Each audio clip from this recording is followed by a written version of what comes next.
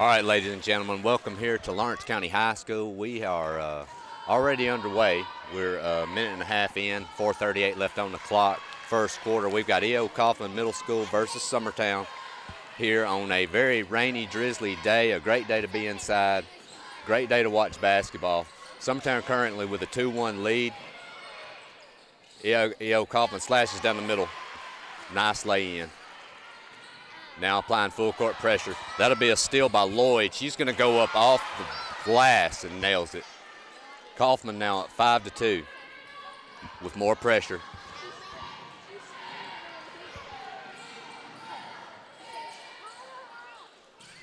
Summertown gets it across. She's going to look down to Woods, and that is partially blocked. And here comes Lily Lloyd and E.O. Coffman back up the court. Lloyd's going to kick the ball over to Jenna Johnston. Back. We have a 3-ball off the glass. Money. And E.O. Coffman has jumped out to, and I believe they're going to call that a 2.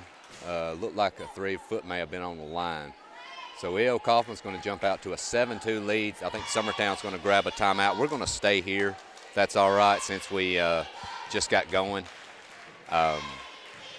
As mentioned, we've got 2 games today. I've got Mr. Will Pettis here. He's been working hard for us today, getting us online, getting us up and going on time. Had a few little minor difficulties, but we got those worked out. He got those taken care of. So we've got the E.O. Coffman girls and Summertown here first, and then following we've got Summertown boys and E.O. Coffman, right, Will? We're good. So should be 2 really good games. Here comes Summertown after the timeout, bringing it across. Ball's going to be moved down in the corner to Woods, dump into the post, and that is going to be a foul. Looks like on number 21, I believe, Sophie Cook for E.O. Coffman. That'll be her first. And we will be going to the line for 2. First one, off the rim and the glass and in.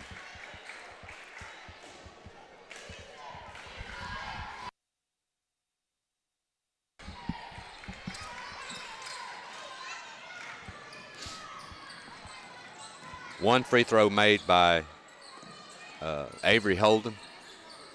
Here comes E.O. Coffman back across, moving the ball around. Nice moving penetration right down the lane. Missed layup. Woods comes down with the rebound. She's looking to push. We have a blocking foul. I don't know if that will be 2 shots or not. Ella Busby takes it to the rack physically. That will not be a shooting foul. Summertown going to be taking it out under their own basket.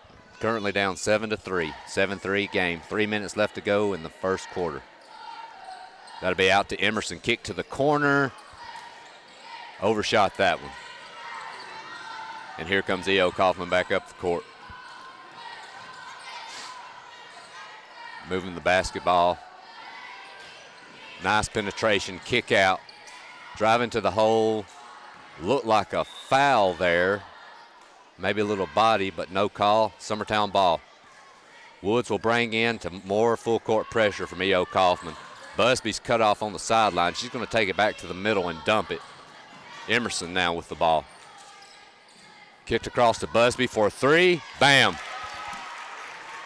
7-6. I tell you, I watched her the other night against E.O. Coffman, and against the E.A. Cox, and she had about a 10-minute window where she shot lights out. Everything she shot went in. Kid can really shoot the basketball. We've got another foul by Summertown. I believe that's going to be on number 44, Hadley Campbell.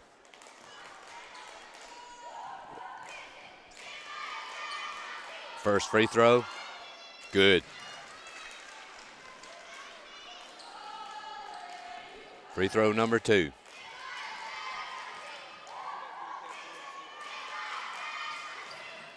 Bouncing around and good. E.O. Coffman 9, Summertown 6. 2:15 left in this here first quarter. More pressure. Busby's going to get it across. She's pushing all the way to the rack. Misses, up and in. Rebound missed. And here comes Jenna Johnston out with it. Over to Lily Lloyd, and she's going to set it up, bringing it across half court. Pass to the wing, nice pump fake. Kick. Wide open jumper for E.O. Coffman, bam. Nice ball movement there. Penetration, kicking the ball out. Nice job there. Mason brings it across. She's going to kick to Woods. Woods to the wing. Emerson. Emerson's going to kick out. Busby with a pump fake to the corner. Emerson's going to try to penetrate. She gets cut off. Busby with another one. That one's short. And E.O. Coffman with the rebound. Here comes Lily Lloyd.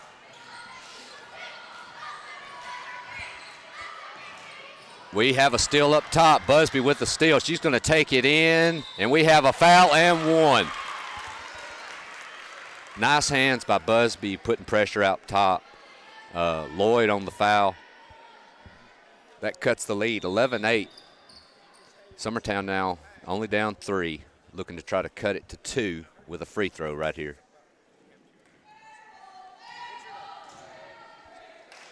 That one's short. Ball's going to be tipped, and here comes E.O. Coffman. Leah Dixon bringing the ball up the court for E.O. Coffman. Ball movement up top. Up to Mary Peters. She's going to fire a 3. That one's off the back of the rim. Ball scramble. Back up top. Kick again. Ball slapped away on the drive. Here comes Summertown. Haley Campbell bringing it up. She's going to push it up to Emerson. Emerson out to Busby. Pump fake into the lane. Runner rolls out. That ball, that is correct. Good call by the referee. That was off E.O. Coffman. Lauren Layton kind of lost control of that one off her hands out of bounds. So Summertown will have the ball under their own basket. 30 seconds left here in the first quarter.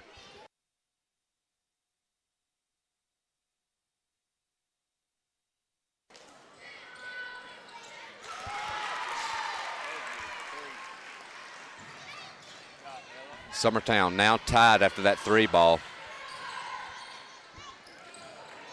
Here comes Leah Dixon. She's going to bring it across to Macy Peters. Macy with a drive, and that we've got a foul here. Macy's came in and really attacked the basket on 2 straight occasions, being really aggressive, taking the ball to the hole.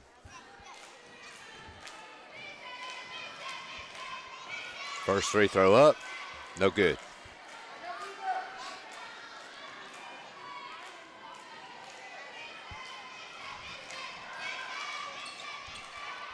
That one will also be off the rim. Here comes Busby. She's going to push. We've got 6 seconds here left in the first.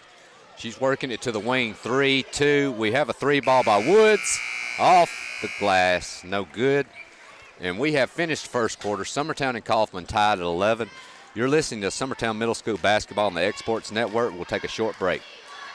Lawson's Clothing, Shoes and Outdoors in Loretto, Tennessee announces the Safe Sales Tax-Free Sale. Don't miss this opportunity to get the new safe or safe door you've always wanted. And the best part is, we're not charging sales tax. Choose from brands like Browning, Champion, and Liberty.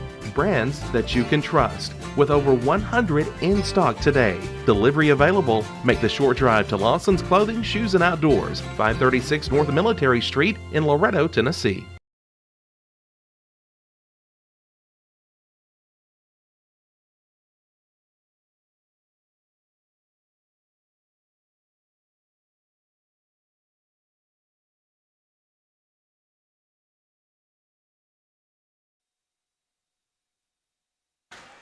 All right, folks, we're back here. Lawrence County High School, Summertown Middle School, and E.O. Coffman tied at 11 in the first quarter. E.O. Coffman jumped out to an early lead, I believe 7-2. Summertown clawed back with a little bit of pressure, 1 or 2 open threes that they drained. So Summertown showed some fight here to cut it back down. We've got a tie ball game. E.O. Coffman will be bringing in. That'll be coming into Leah Dixon, bringing up the court. Leah's going to bring it across, pressure up top. She's going to move across to Macy Peters. Macy's going to penetrate and kick. That will be to Layton. We've got looks like we've got a timeout. E.O. Coffman's going to take a timeout. Must be something the coach may have not liked there with that offensive setup. So we're going to leave. We'll hold it here. Keep it here. But as I mentioned, rainy, nasty day outside. Cool weather. It's a great place to be today. Gym here looks amazing. Nice crowd on a Saturday, especially here in Lawrence County when you've got two really good teams. As I mentioned earlier, the boys will be going after this game, E.O. Coffman and Summertown. I believe that was a 1-point game at Summertown a few weeks ago, so that should be a good one too. Ball comes into Layton. Layton's having trouble getting the ball out. She's going to move it out. That ball is kicked to Dixon. Dixon back to Layton. She penetrates down low. Nice move by Jenna Johnston to the hoop for 2 for E.O. Coffman. E.O. Coffman up 13-11 here. 5:20 left in the second quarter. Here goes Busby. She's going to penetrate all the way to the basket and good. Nice move there with the right hand. Here comes Dixon, going to bring it back across. She moves it over to Peters. Peters to Johnston. Johnston attacking the hole and fouled. Not sure who that one will be on. Looks like it's either going to be on Woods or Emerson. We'll find out shortly. That will be on Olivia Woods. So Johnston to the free throw line. First one, up and good. Summertown subbing 2, and it looks like E.O. Coffman subbing 1 as well. Coming into the game for Summertown is Avery Holden. And also looks like Maddie Gillum. Second free throw, nothing but net. Coffman takes a 15-13 lead. That will come into Emerson. She's going to push up the court. Looks like Coffman is in a man-to-man now. Into the corner to Wood. She's looking down low. She's going to kick across to Gillum. Gillum in the corner to Emerson. Nice pump fake there. Ball's taken away. Nice strip there by Aaliyah Dixon. Leah's going to bring it across. She's going to kick. Johnston. Johnston's going to penetrate. She's going to kick out to Layton. Gets a screen from Johnston. Nothing but air on that shot. Up and in by Johnston. Johnston's right where she needed to be, being very aggressive on the rebounding right now, hurting Summertown with her penetration and her rebounding. Here comes Busby. She's going to penetrate into the lane, and we've got, it looks like a blocking and a push there from E.O. Coffman. That will be on Leah Dixon for E.O. Coffman. E.O. Coffman's really hurting Summertown right now, it seems, by the postman really catching up top and penetrating to the basket, working the ball, forcing the ball down low, forcing a lot of fouls on Summertown as well. Here goes Emerson. She's going to kick out to Gillum. Gillum off the rim on that 3 ball, and it is run down by Peters in the corner. Out to Dixon, and here comes E.O. Coffman back up the court.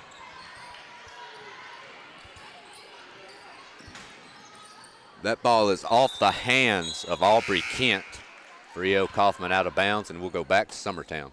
Summertown trailing 17-13 right now, about 3.5 left to go in the second quarter. That ball is, we have a scramble on the court in the half court. That is taken away, it looks like by Johnston.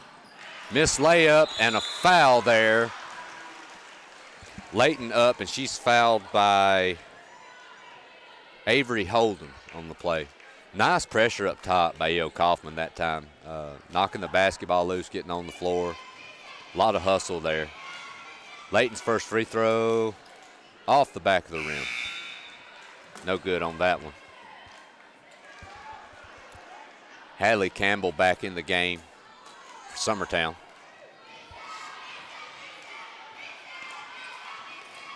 Second one, no good. Here comes Busby pushing. She's looking up the court. She's going to penetrate.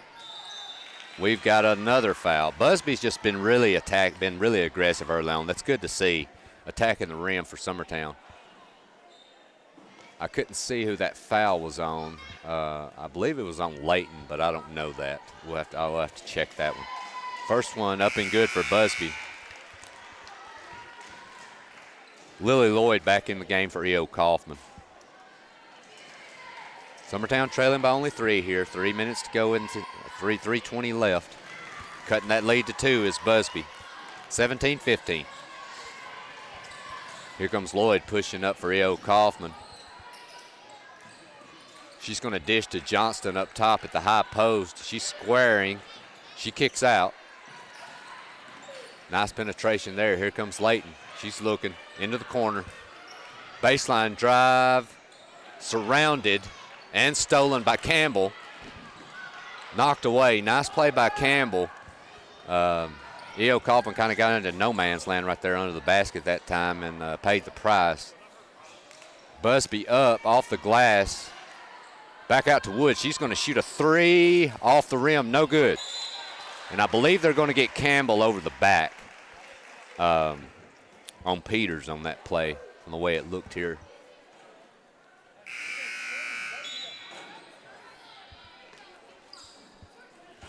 Looks like that's going to be foul number 6 on Summertown. Both Summertown and Coffman both have 6 right now, so be working into the bonus here soon with 2.5 minutes left to go in the second quarter. Here comes Lloyd. She's going to push up against Gillum.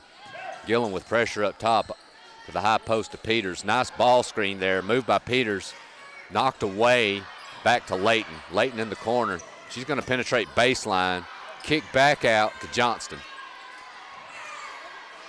Johnston cut off. Ball not. Nice play by Gillum. Aggressive on that kick out pass. She knocks it out of bounds. We'll go back to E.O. Coffman here on their end.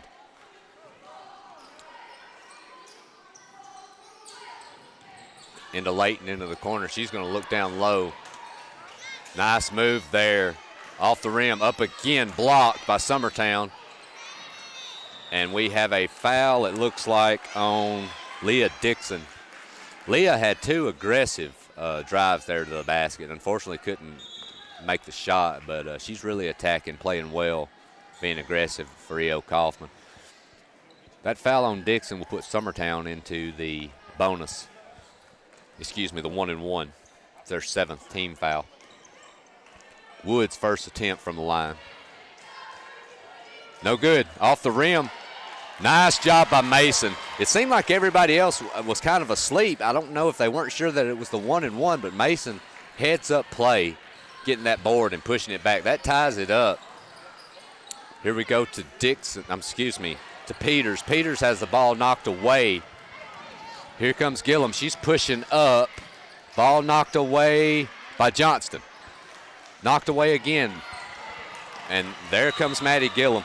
I'm telling you, Maddie is scrappy as there is of a kid. I've been watching her the other night too, and on and off all year. She will fight you for a basketball. I love watching a kid like that play with the heart she's got. I think here in a few years, love to see her playing high school ball and see if she can keep that up. And that should have been a backcourt, but it was not called, and that will be kicked in off the glass.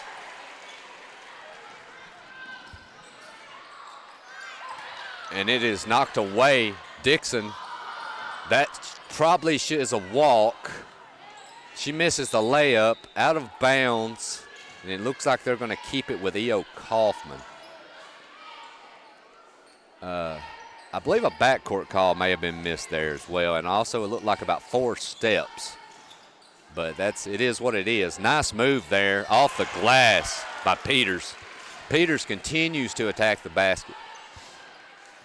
Inbound to Mason. She's going to push up. She's pressured up top. To the wing to Wood. She's going to penetrate into the lane with a left hand short.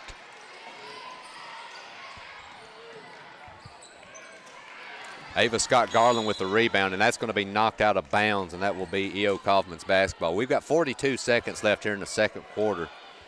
42 seconds away from halftime, and E.O. Coffman with a 4-point lead, 21-17. Looks like Ava Scott Garland will be checking out.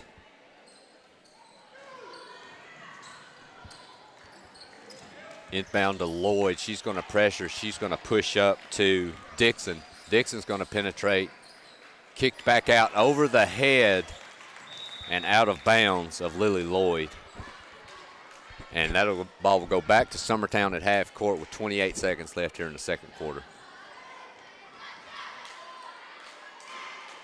Emerson bringing it in, having some issues getting it in. Finally gets it in to Gillum. Gillum with a beautiful pass to Woods. Missed the layup.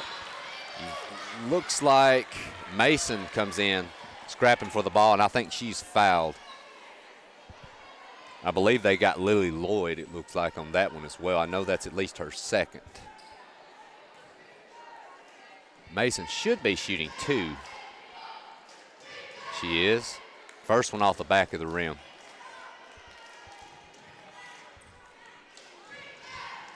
Second shot for Mason.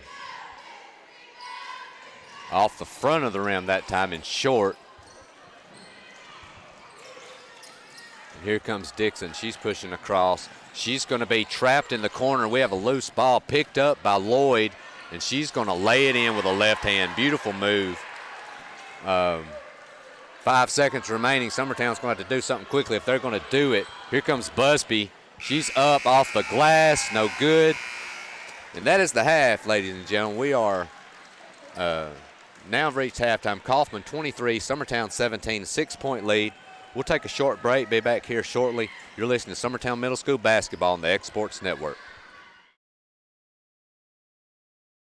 Welcome to X-Sports Tonight. I'm AJ Good, starting things off with the Summertown boys who are in the Whitwell Thanksgiving Tournament this afternoon. They were taking on Huntland for a chance to move into the semifinals and improve to 3-0 on the season. The Eagle boys and the Hornets for a chance to make it to the semifinals tomorrow. First quarter here, it's Caden Trotter going to work down low for 2. Then back come the Eagles here, it's Cole Campbell. He's going to drive and dish to Trotter for the easy lay-in.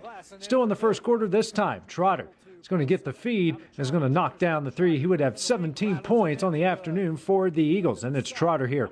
Coming off the steal, he's going to find Jake Smith for the jumper. He would finish with 10 points. The Eagles were at 8 at the half. Third quarter, it belonged to Grayson Burleson. He's going to go up and under here with the floater.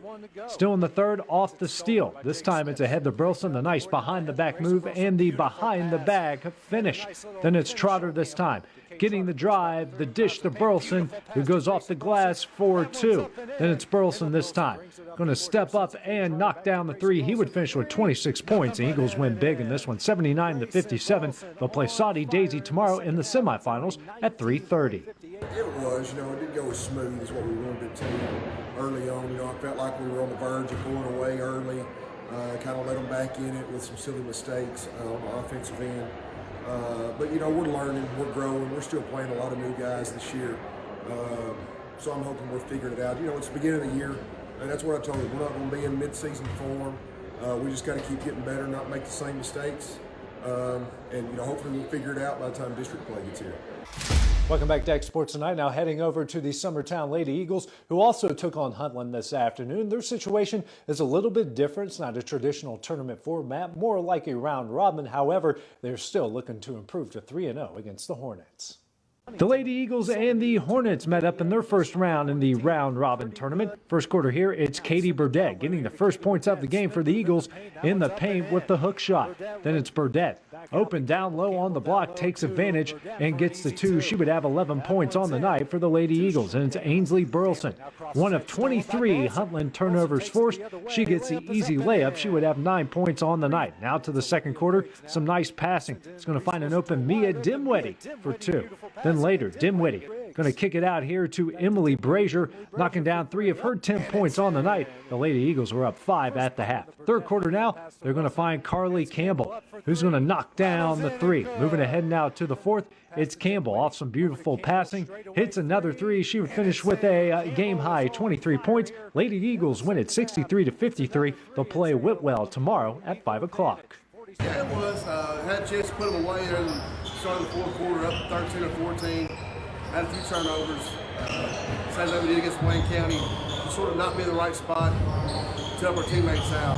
Get better at those things, and I feel good about that.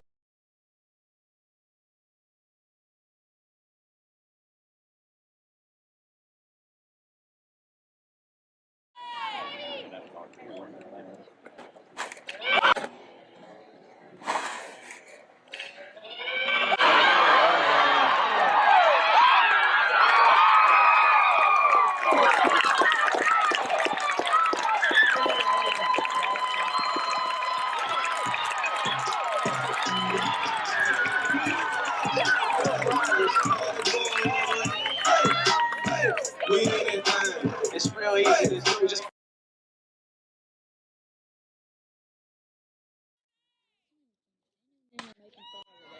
go.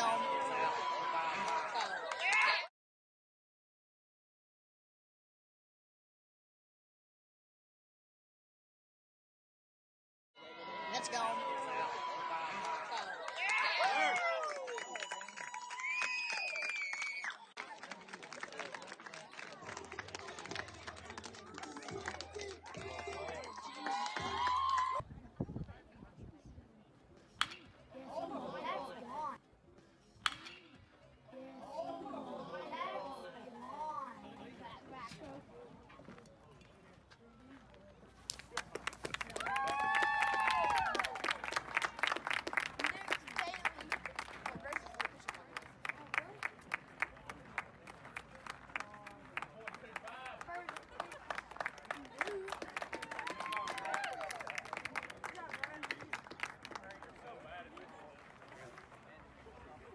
Here in Chapel Hill, 2-2 game.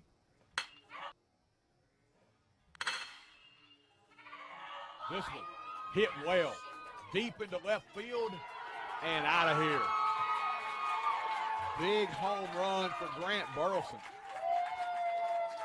He pitched so well, striking out 14. He would not get the decision on the mound, but he is trying to help his team pick up the win.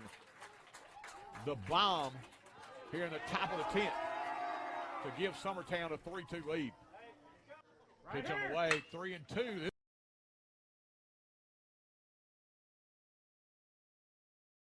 This one again ripped deep into right center field, and Mr. Burleson has done it again. Burleson has homered his last 2 at-bats. This time a 2-out shot with the base paths empty, and he has given Summertown back the lead at 4-3. What a timely piece of hitting there. 2-strike pitch from Kirby. And that was on the outside corner, and he just drove that one into right center field, Greg. Now batting number 17, Drake Blackwood. It got those hands extended and was able to power it over the right center field fence, and that is a shot, Greg. Into the nighttime sky, as you see. And trying to follow up. Yeah. That tree out there in right center field was where it landed. 20-13. Rebels going to try to get a shot off. Taylor turns it over. Long shot at the buzzer. Good! Oh, my Lord. What you don't want if you're a Rebel. Grayson Burleson banks one in from half court at the buzzer of the first quarter.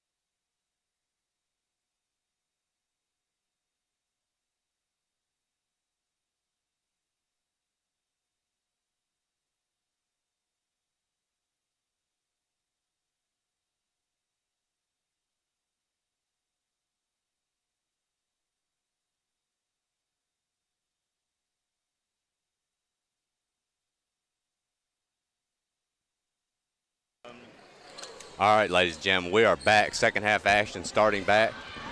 Summertown currently down 6. Start of the third quarter. Summertown's going to kick out. Woods is going to try a 3-ball from the corner. That one's short. That'll be rebounded by Lovell. She's going to kick to Lloyd, and Lloyd bringing it up for E.O. Coffman. Kicking it over to Sophie Cook. Ball knocked away. We got a scramble on the floor. We've got a jump ball here. That should go to E.O. Coffman, I believe. Just want to let you know I've got Mr. Guthrie Mason here as my sidekick today.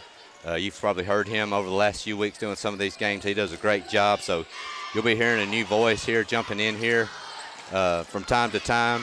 and he does a great job. So just want to let everybody know about that. Summertown with the board. They're going to kick out to Busby. Here comes Busby. She's going left. Looks like we're going to get a block. She was moving.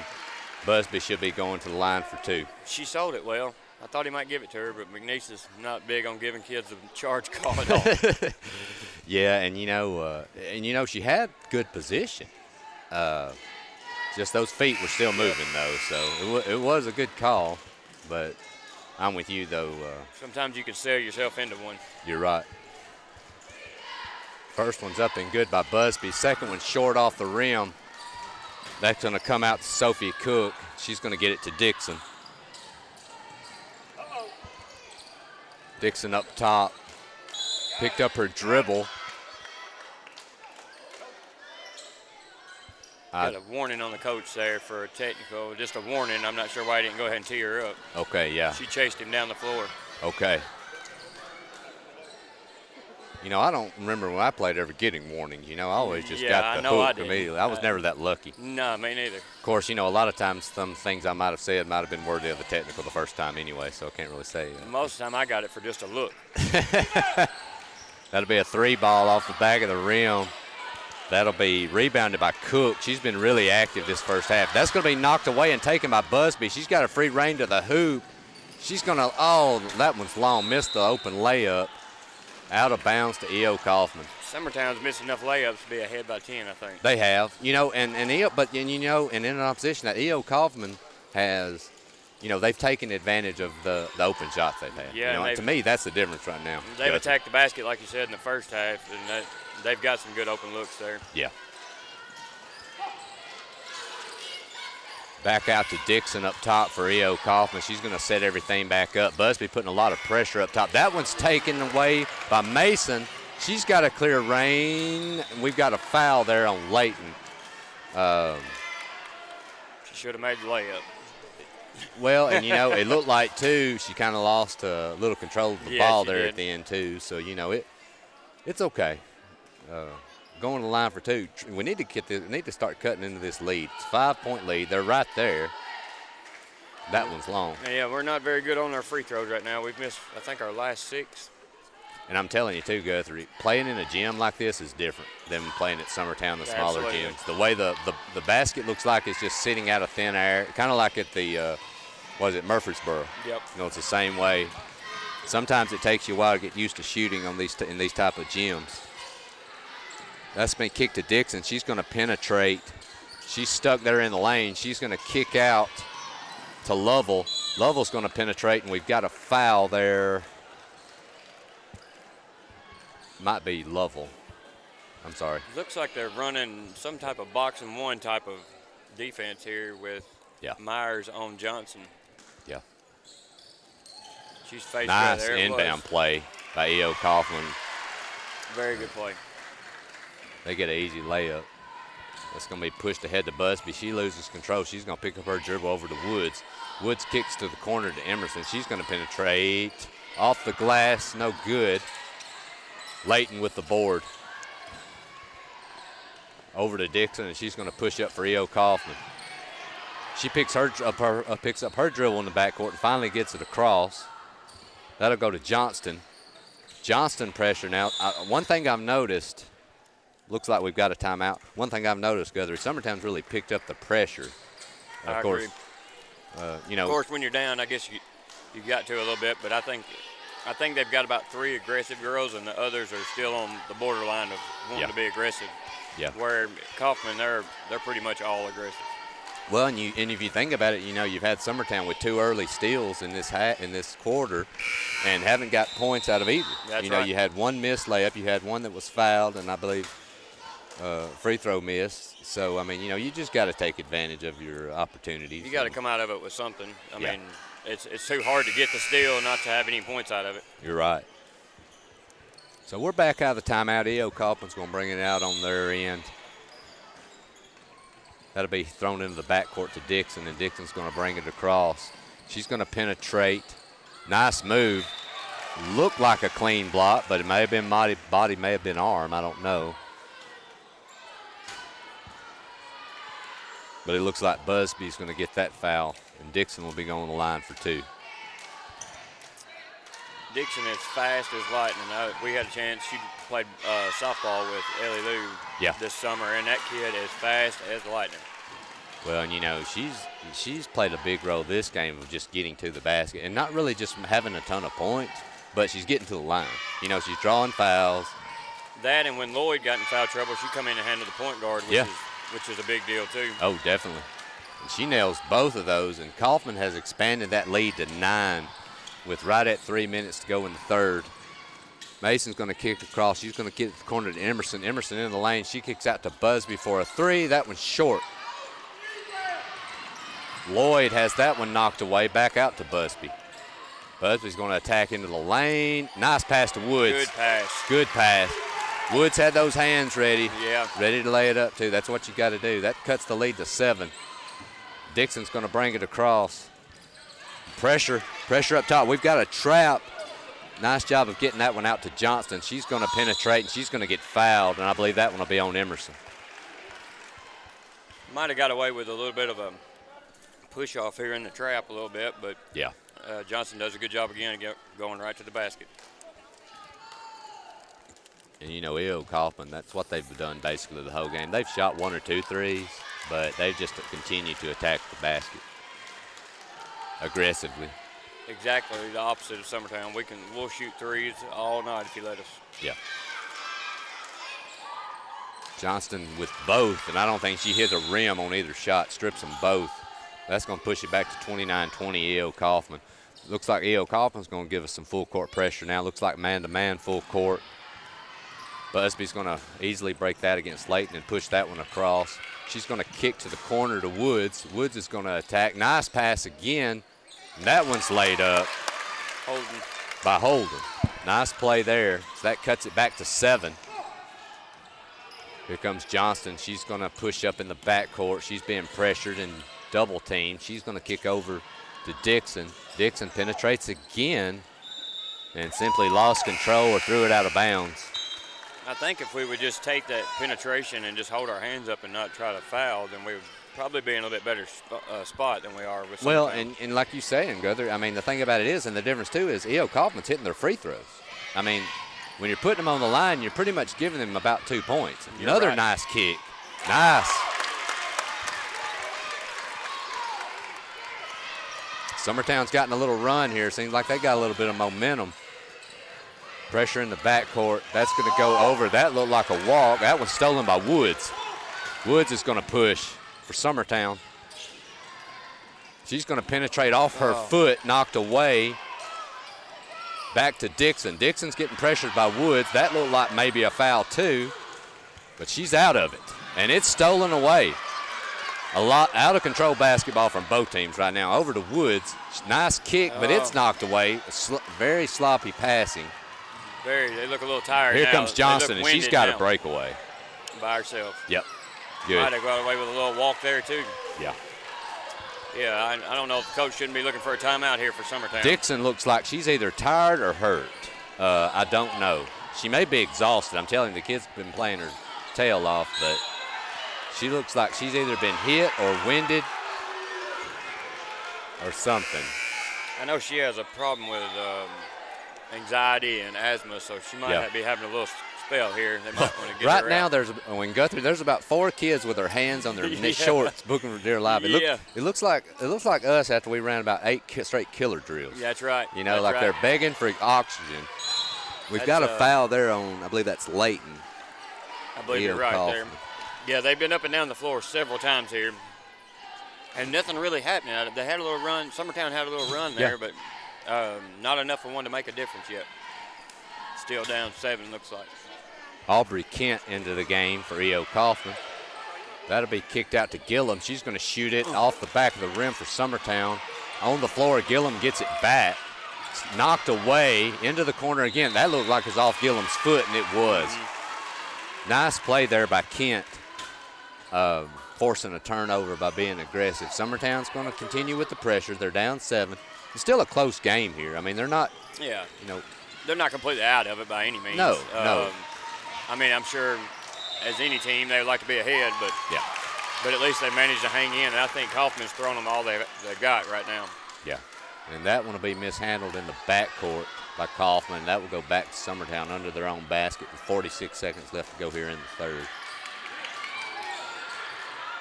Mason out to Woods. Woods looks like she pushed off, and I believe she did. You're right.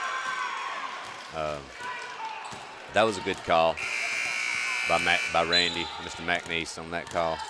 Used to officiate football with Randy. Really good guy, really good football official. I will tell you, though, I've watched some games this year at Guthrie where I wonder about some calls. Oh, is that a good way of saying That's it? a good way to say it. But I'm going to tell you something. If I was out there at Guthrie, there would be about 800 people in the stands be wondering about calls. Yeah. So I really can't say much. You're probably right.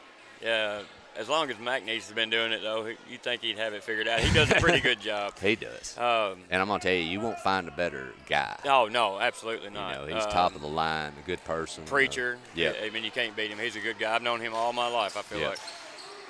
That one's knocked out, kicked by Summertown. The other official there, she's new. I think she gets a little whistle shy sometimes. Yeah, she was. I believe she was at Summertown the other night. Yeah, we've had her 2 or 3 times this year at Summertown, I think. But it's not a fun job. No, it's not. We're going to go ahead and take a break. We've got a short timeout right here. You're listening to Summertown Middle School basketball on the X-Sports Network. Hi, folks. This is Josh from Stryker Steakhouse in Lawrenceburg. Come check us out for lunch or dinner 7 days a week and try one of our daily lunch specials, awesome burgers, or one of our mouth-watering hand-cut steaks. Come see us or call it in and let us help keep your kitchen clean. And don't forget, we cater too. That's Stryker Steakhouse, located next door to Kingpin Lanes, Massey Avenue and Cruz Street in Lawrenceburg. Let our family feed your family at Stryker Steakhouse.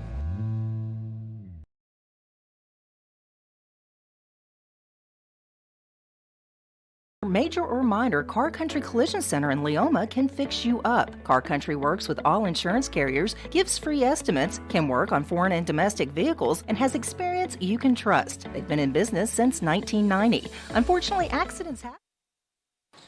All right, ladies and gentlemen, we're back. We got 40 seconds left here in the third. E.O. Coffman's going to bring in. They're going to kick it into, I believe that's Dixon. She's going to, nice move coming across half court crossover. She's going in with the right hand and laying it up. That's going to push it back up to 9 for E.O. Coffman. Here comes Busby. She's going to get, looks like trapped over here against the sideline. She's going to squeak through there. Kick out to top to Mason, over to Emerson. Emerson gets into the lane for a short runner off the back of the rim. That one looks like it's off Summertown, but it looks like they're going to keep it here. Yeah, they should. Yeah. Summertown, 11 seconds left here in the third. Busby, that one looked like partially blocked. I believe that'll go back to Summertown with 7 seconds left. Summertown's got to have to do something here with 7 seconds. E.O. Coffman has done a good job of shutting Millie Emerson down, too. Yes, I agree. I don't think she's had anything. Missed layup there by Busby, and that'll end the third quarter.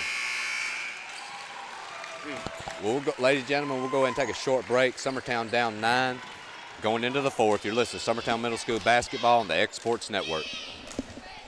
Hey, this is Phil Hooper. Get the look you want for your favorite school, church, or business with apparel from HD Ink Screen Printing in Leoma, Tennessee. Got a logo you need embroidered or screen printed? Let HD Ink give you the professional look that sets the bar in today's world. We do fundraisers and custom designed apparel and so much more. Call today, 931-201-2961, or come see us at our new shop located at 26 Ingram Road in Leoma. Remember, HD Ink for the look you want and the look you deserve.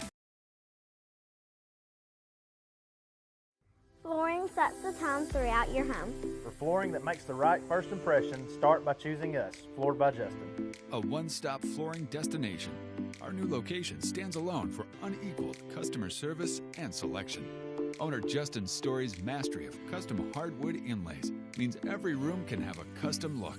Discover how the right choice of hardwood, laminate, carpet, or tile can set the tone in your home. Contact. All right, folks, we're back here. Me and Guthrie were talking. Millie Emerson's been a big part of Summertown's offense throughout the whole year. I don't know if she's, Guthrie, I think we couldn't remember her scoring. Does that sound right to you? Do you remember her? I think you're right. I don't remember her scoring, which is very odd. And I would venture to say probably do you think over half the game she's probably been Summertown's leading scorer this year? Yeah, her and Busby probably go back and forth with, I agree. With leading scorer for sure. That's going to...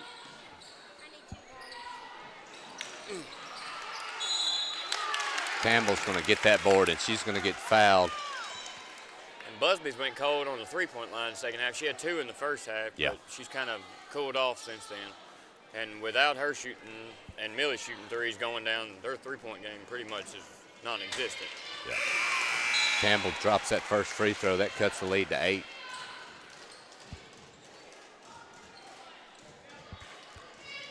Number 2 on the way. That will be off the side of the rim. Rebounded by Cook. It looks like we're going to get a foul here on Busby. Got her with a little shoulder there, it looked like. Yeah. I believe that'll be Summertown's 6th foul. That'll be 1 away from the 1-and-1. Coffman currently with 5 here in the second half. Layton's going to inbound. That will be over to Dixon. Dixon's going to push, and that is stolen by Emerson. Nice clean steal there. She's going to kick ahead to Gillum. Gillum's going to kick to Mason under the basket. She's going to bring it back out. Nice move there. Into Busby. She's cut off. Back over. Mason again in the corner. Back to Gillum. Gillum across. Saved by Campbell. Nice play there. Knocked away and taken out by E.O. Coffman. We've got a trap here in the corner. And that ball's knocked away by Summertown. Well, they've got the pressure on them. They haven't made it past half court in the fourth quarter yet. No. Layton's going to bring it in for E.O. Coffman, working the full length of the court. That's going to be thrown into Johnston. Johnston's going to push up. She's going to move to Layton. Layton's going to wide open under the basket is number 21, Sophie Cook, for the easy layup. I'm going to tell you, too, the Johnston girl has done a great job, and she's, one of their primary post players, it seems, but she handles the ball great up the court. She does.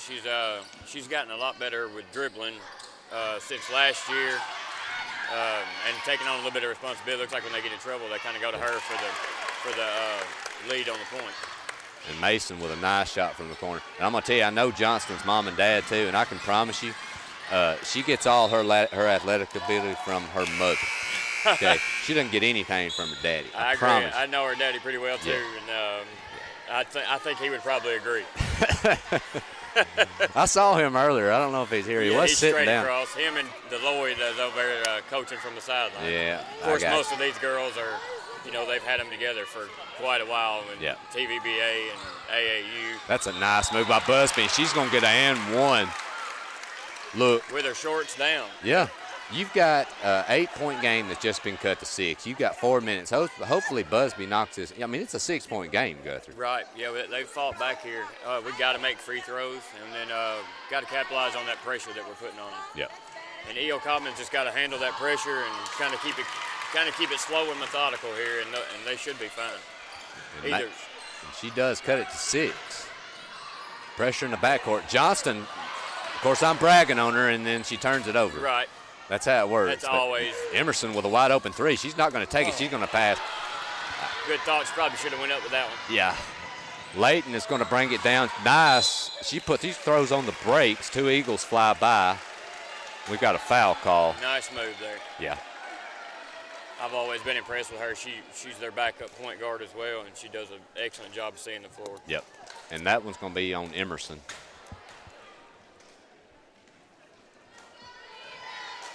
I wish they had the number and the fouls on the scoreboard. Well, I was looking at that, and I really like to tell people how many, right. How many fouls does Emerson have or whoever, but it's kind of. They kind of make it hard. They do.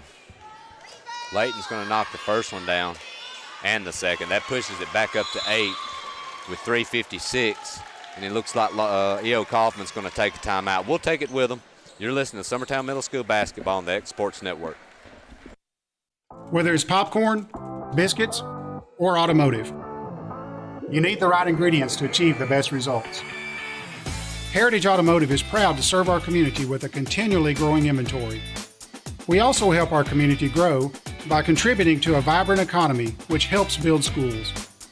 I'm Keith Durham, and I'm the General Manager here at Heritage Automotive, and it's my job to make sure that you're 100% satisfied. Heritage Automotive, your hometown Chevy, Buick, and GMC dealer.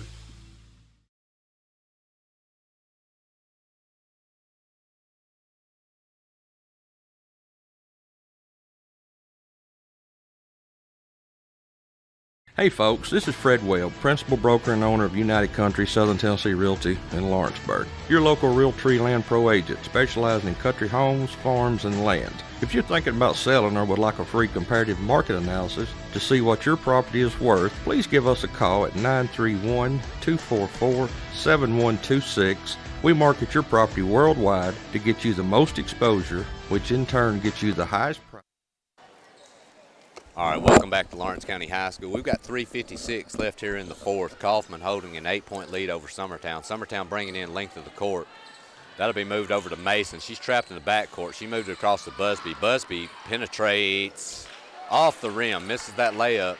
Pulled out by Gillum, though. She's going to throw across to Busby. Busby with a pump fake. She goes baseline short. Back up by Woods. Looks like we're going to get a foul there on E.O. Coffman.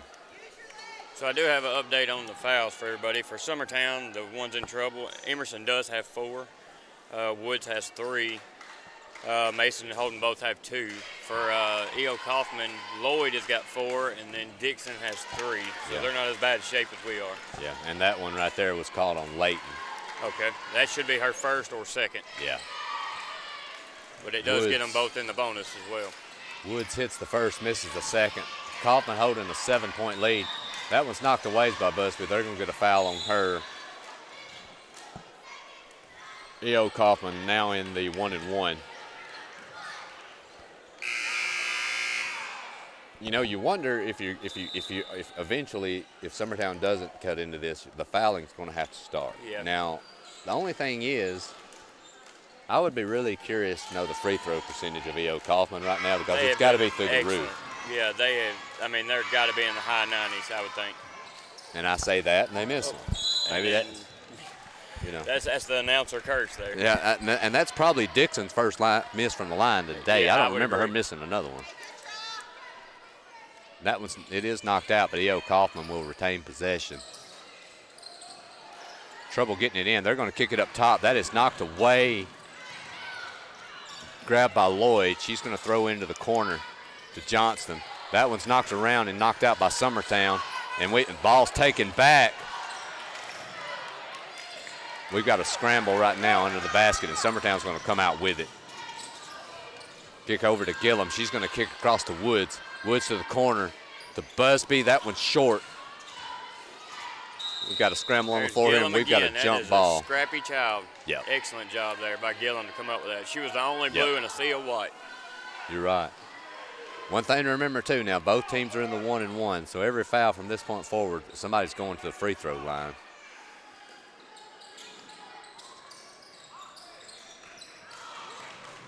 That one's going to come in to Lloyd. She's going to kick back to Johnston, into the middle to Dixon. Dixon with a nice spin move. She's going to kick over to Lloyd. Lloyd picks up her dribble into the middle. That is beautiful pass. That was an excellent pass. Nice cut by Johnston and a great find by Lloyd to find her cutting to the hoop. That pushes it back to 9. Woods. That ball's going to be ripped out by Johnston, and then Woods is going to foul her. They don't really have the concept of kick it in. If it's not there, kick it back out and move the ball around. Yeah. When they get it inside, they think they've got to go up. Yeah, I agree with you, Guthrie. I mean, you know, and look, bottom line is, I know Summertown hasn't shot the 3 well tonight, but, you know, until you start shooting and hitting those shots, they're not going to respect your outside game. Right. They're not. And when you're throwing the ball inside, you're going to get smothered because they're going to think, well. Everybody's packed in yeah, right there. I mean, you know, they're going to say, hey, hit a 3, right? Yeah. I mean. And I think, if I'm not mistaken, Busby might be the only one with a 3 tonight. And I think she had 2 in the first half, and I think that's it since I've seen. I think you're right. That's the only ones I've remembered. First one is good. Second one off for E.O. Coffman. That's an offensive rebound by E.O. Coffman. They're going to kick it back out. You know, it might benefit them to burn some clock here, Guthrie. Yeah, I would agree. They've got a good lead here, double digits. It's not going to hurt their feelings to hold the ball as long as they can here. I think they're reading our minds, or we're reading theirs, because it looks like that's what they're doing. They're moving the ball around up top. That'll go over to Lloyd, in the middle to Johnston. She's going to turn and look. She kicks over. That one's thrown away by E.O. Coffman. 2 minutes left in the game, 2:05. Summertown down 10. It looks like Coach Gene's going to get a timeout. We'll take it with him. You're listening to Summertown Middle School basketball on the X Sports Network. Got a dent, a ding, a scratch, or a bent fender? Major or minor, Car Country Collision Center in Leoma can fix you up. Car Country works with all insurance carriers, gives free estimates, can work on foreign and domestic vehicles, and has experience you can trust. They've been in business since 1990. Unfortunately, accidents happen, but you can get your car back on the road with as little hassle as possible with the help of Car Country. Call 931-852-4708 or stop by at 2567 Highway 43 South in Leoma.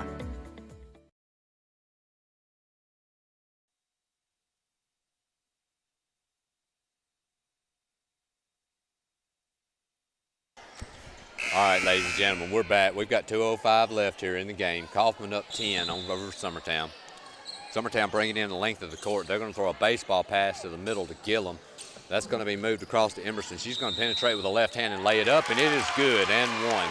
That's a good sign. I just hopefully that'll get them motivated in this final 2 minutes to try to get this game back into something manageable for Summertown. Yeah, they're definitely going to need to attack hard here.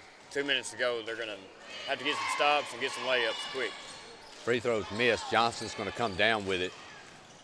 She's looking for someone. She's going to get it over to Dixon, into the middle of Lloyd.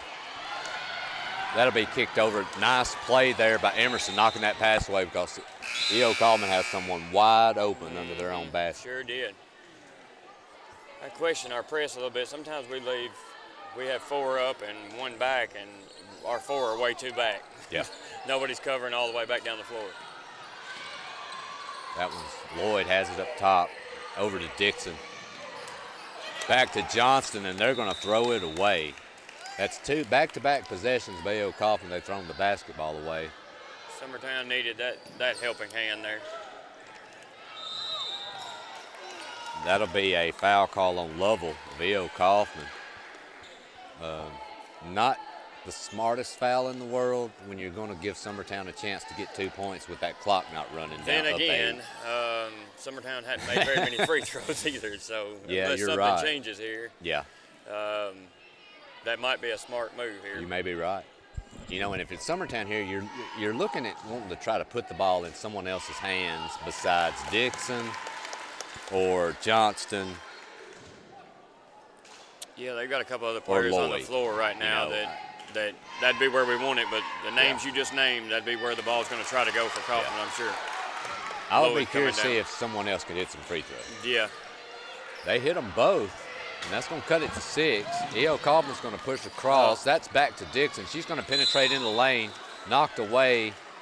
Looks like they're going to get Holden, I believe, on that foul, correct?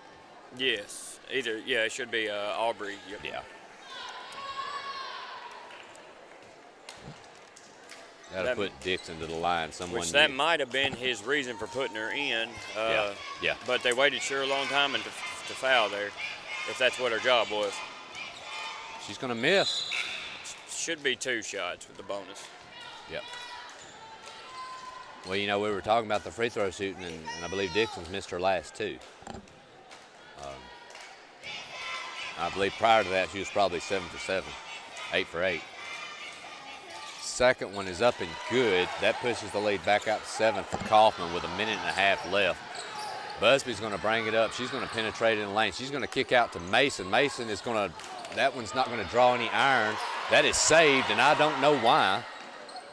That one's going to be short by Gillum into Johnston's hands. Johnston's caught in the backcourt. She's going to throw it away. Mason takes it off and lays it in for Summertown. That's going to cut it to 5 with 1 minute left. I don't know if I wouldn't have called a quick timeout right there. if I was the coach, just to see, just to tell them, where we're at, Coffman's what we're doing. Struggling. It looks like she walked, but Woods picks it off, and she's got caught in the backcourt, and that's going to be a jump ball. We've got 3 people calling a timeout, and none of them getting it. That's going to be a jump ball to Summertown. There was a missed walk there. I think that's what everybody had in the commotion for. So here we go into Busby, 48 seconds left. She's going to bring it across. Summertown down 5. She's going to penetrate. That looks like a foul on Johnston reaching in, and that's who they'll get. Guthrie, one thing, and I've coached a while, I know you have too, kids are so, a habit that they get into is catching the ball and turning and taking off instead of catching it, turning and looking, and then taking off. Yep, you're absolutely right, and it is a hard habit to break. Yeah. Which I don't know at what age, but I'll know now with Ellie growing up, what age they start to see the floor better and make.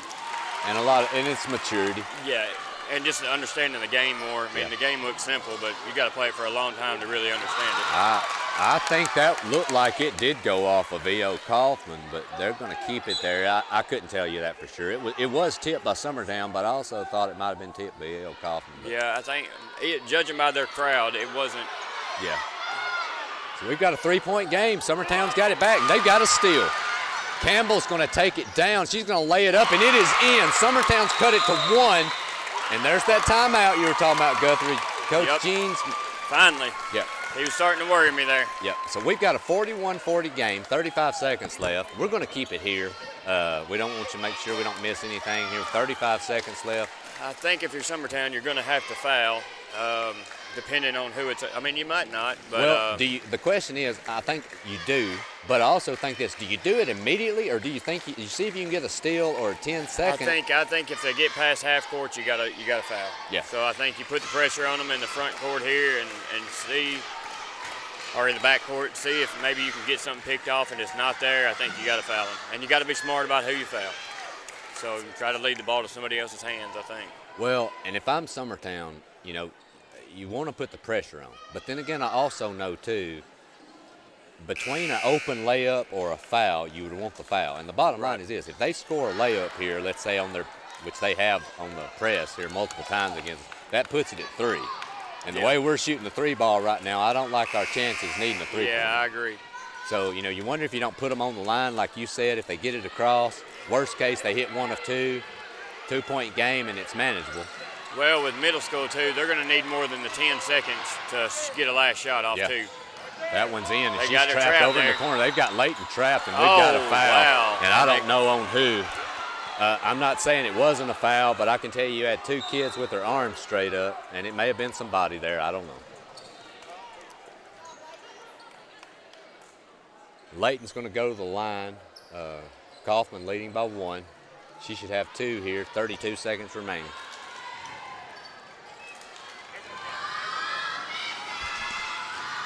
That one's going to be nothing but net. 42-40. It's a big free throw there. It is. This one's even bigger.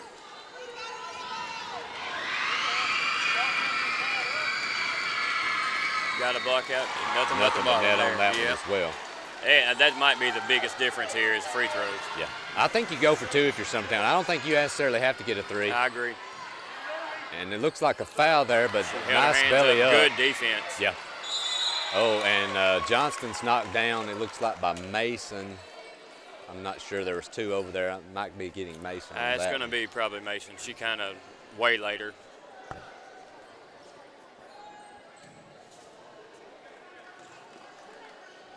And that's going to put Jenna on the line, yep.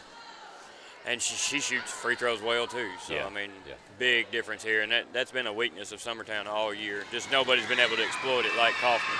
Yeah. That one's going to be long. Well, all right, Guthrie. Miss this free throw, and you got a 3-point game. Do you go for 2 or you go for 3? I think you got to go for the 3. Okay. I think you got to with this group and with this age group. I think you got to. All right, we've got a 4-point game, so. Yeah, I think, or you can go for 2 here, try to get your tie on. Yeah. In a minute. We got to move the ball with a pass though. Busby's going to fire a 3 ball from up top, back of the rim. Got a foul. Over to Johnson. She's going to hold it. She's cornered over there and looks like a foul possibly on Busby or Mason. That's probably going to wrap it up. I agree. You need to when they went up by 4 there, I think we should have went for the 2, and we should have done that with a pass. Busby, by far, one of the leaders on the team. The last couple times down, she's tried to take it straight to the goal, which might have been her coach telling her, but yeah, that's an opportunity. Everybody was guarding her, so I think we move that ball with a pass and get a good look. Might be a different, maybe not though. Johnson's going to miss that first one.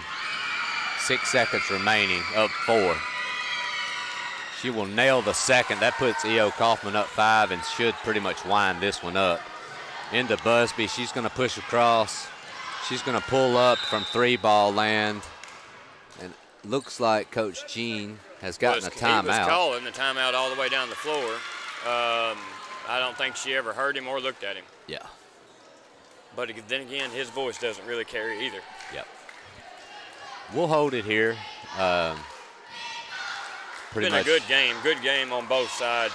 Coffman's played really good ball. Summertown hasn't played their best ball, but they've played well as too. Give all credit to Coffman.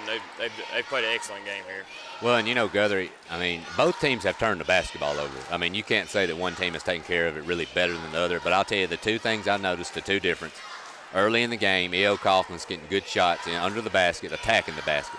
Summertown was getting some decent looks from 3-point land, just not making it. Right. Okay, and the other issue has been free throws. Yeah.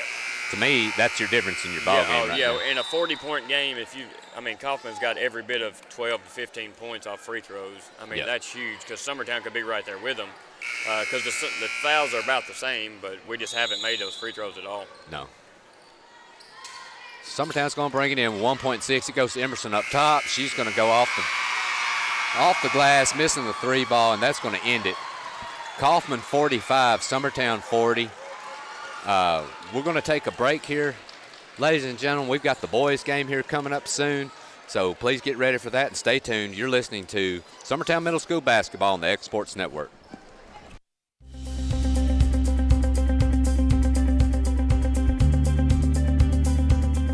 Arctic Air keeps your home or business comfortable. For more than 20 years, we've provided outstanding residential and commercial services through Southern Middle Tennessee.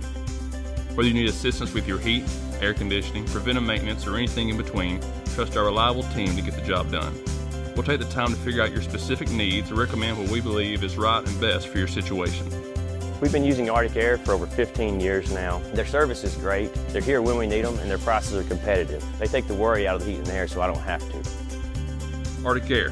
When you need us, we'll be there.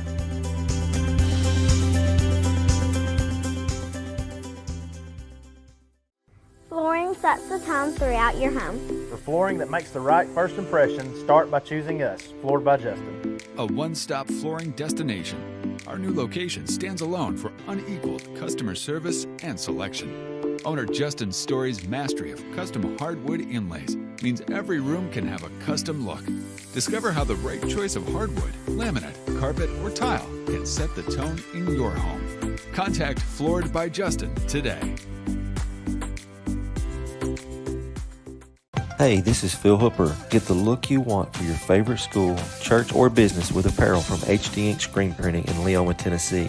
Got a logo you need embroidered or screen printed? Let HD Ink give you the professional look that sets the bar in today's world. We do fundraisers and custom designed apparel and so much more. Call today, 931-201-2961, or come see us at our new shop located at 26 Ingram Road in Leoma. Remember, HD Ink for the look you want and the look you deserve. Whether it's popcorn, biscuits, or automotive, you need the right ingredients to achieve the best results. Heritage Automotive is proud to serve our community with a continually growing inventory. We also help our community grow by contributing to a vibrant economy, which helps build schools. I'm Keith Durham, and I'm the General Manager here at Heritage Automotive, and it's my job to make sure that you're 100% satisfied. Heritage Automotive, your hometown Chevy, Buick, and GMC dealer. Being raised in Tennessee, we believe in the importance of family and community. Creating a positive experience at our family-owned and operated business is one of the ways we share that belief. Being in an accident can be extremely stressful. When it came time for my repairs, Mashburn's made it easy. I am lucky to have a wonderful company in my community like Mashburn's Collision Center. It It's reassuring to know that I'm in good hands because their work is second to none. We pride ourselves that the Mashburn name is one of the most trusted in Lawrence County since 1981. Mashburn's Collision Center. Let our family take care of yours. McMaster's Home Gallery, where you'll always get a special price every day. Shop their new showroom full of name-brand furniture, sofas, recliners, dining and bedroom suites, Serta bedding, lots of tables and chairs just to match your decor.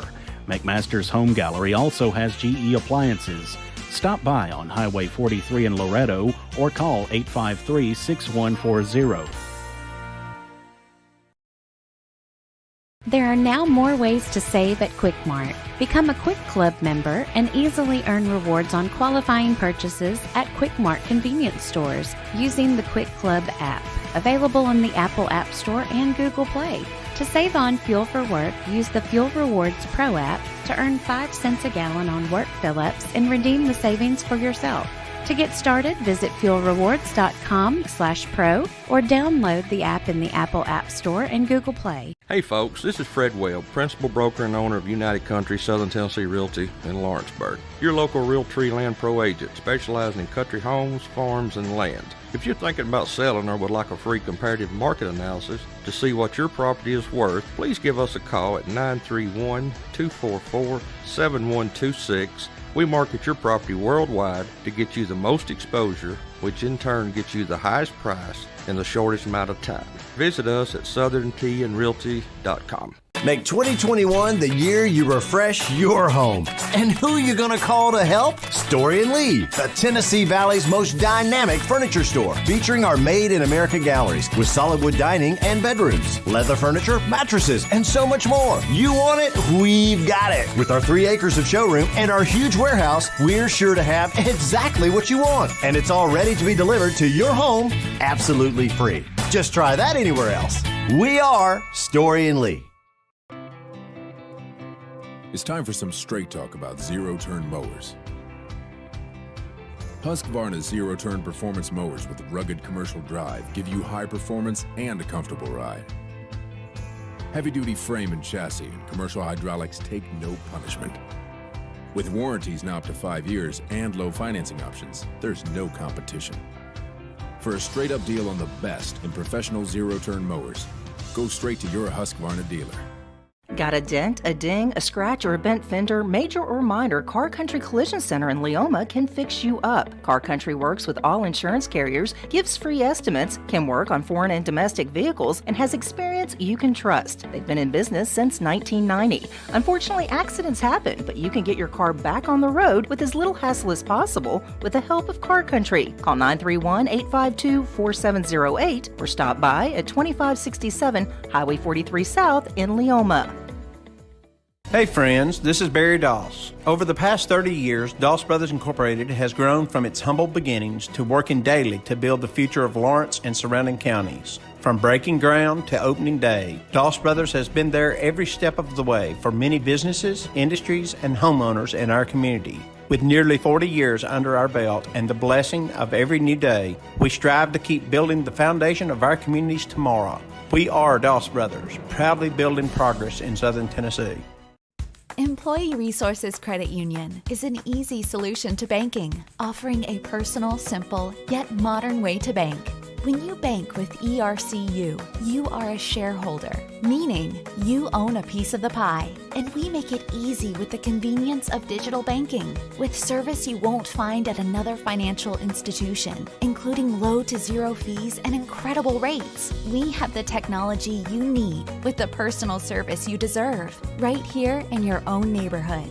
Employee Resources Credit Union, not for profit, for service. Like you, our roots are in Lawrence County, providing banking for every stage of life since 1934. Lawrenceburg Federal Bank has been not just your bank, but also your friend, helping you with home loans, consumer and auto loans, and your everyday personal banking needs. Lawrenceburg Federal offers you a warm smile and personal experience, as well as the conveniences of modern-day online banking, mobile banking, and telebanking. Lawrenceburg Federal Bank, your neighbor and friend, located at 118 West Gain Street, next to the courthouse. Hi folks, this is Josh from Stryker Steakhouse in Lawrenceburg. Come check us out for lunch or dinner 7 days a week and try one of our daily lunch specials, awesome burgers, or one of our mouth-watering hand-cut steaks. Come see us or call it in and let us help keep your kitchen clean. And don't forget, we cater too. That's Stryker Steakhouse, located next door to Kingpin Lanes, Massey Avenue and Cruz Street in Lawrenceburg. Let our family feed your family at Stryker Steakhouse.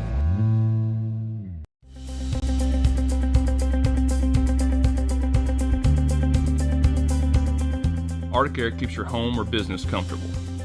For more than 20 years, we provided outstanding residential and commercial services through Southern Middle Tennessee. Whether you need assistance with your heat, air conditioning, preventive maintenance, or anything in between, trust our reliable team to get the job done. We'll take the time to figure out your specific needs and recommend what we believe is right and best for your situation. We've been using Arctic Air for over 15 years now. Their service is great, they're here when we need them, and their prices are competitive. They take the worry out of the heat and air so I don't have to. Arctic Air. When you need us, we'll be there.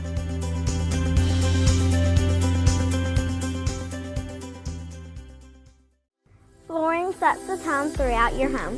For flooring that makes the right first impression, start by choosing us, Floored by Justin. A one-stop flooring destination. Our new location stands alone for unequaled customer service and selection. Owner Justin Story's mastery of custom hardwood inlays means every room can have a custom look. Discover how the right choice of hardwood, laminate, carpet, or tile can set the tone in your home. Contact Floored by Justin today.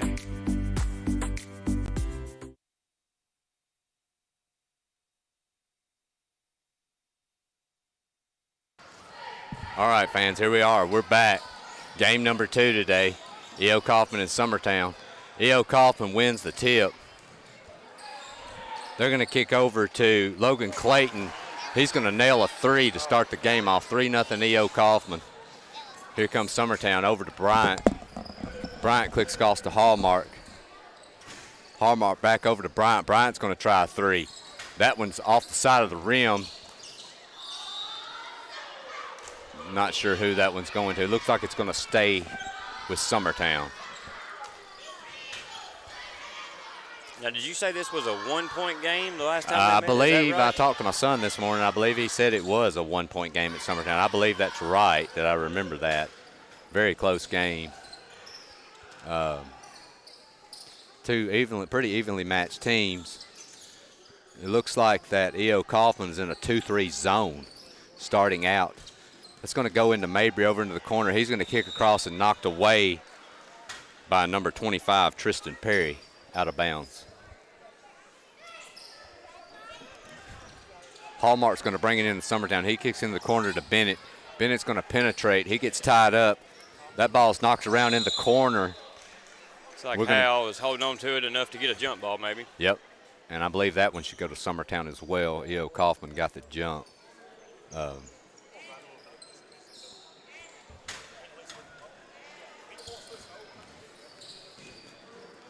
Over to Hallmark, into the corner to Bennett. Bennett's going to kick it down low, back out to Bryant. He's going to try another 3. That one's short too. Howell comes down with it. He's going to go up. He's fouled and off the side of the rim, but he's going to line for 2. It's a good rebound there by Howell. Come out with that. Some of our boys, to be as small as they are, they surprise me on how much they can jump. I mean, they can feel like they can jump. I don't remember jumping that high when I was that age, I guess. I don't remember jumping that high when I was a senior. You're probably right. That's why I stayed behind the three-point line. That's kind of where I was. I didn't want to get in there, you get hurt down low.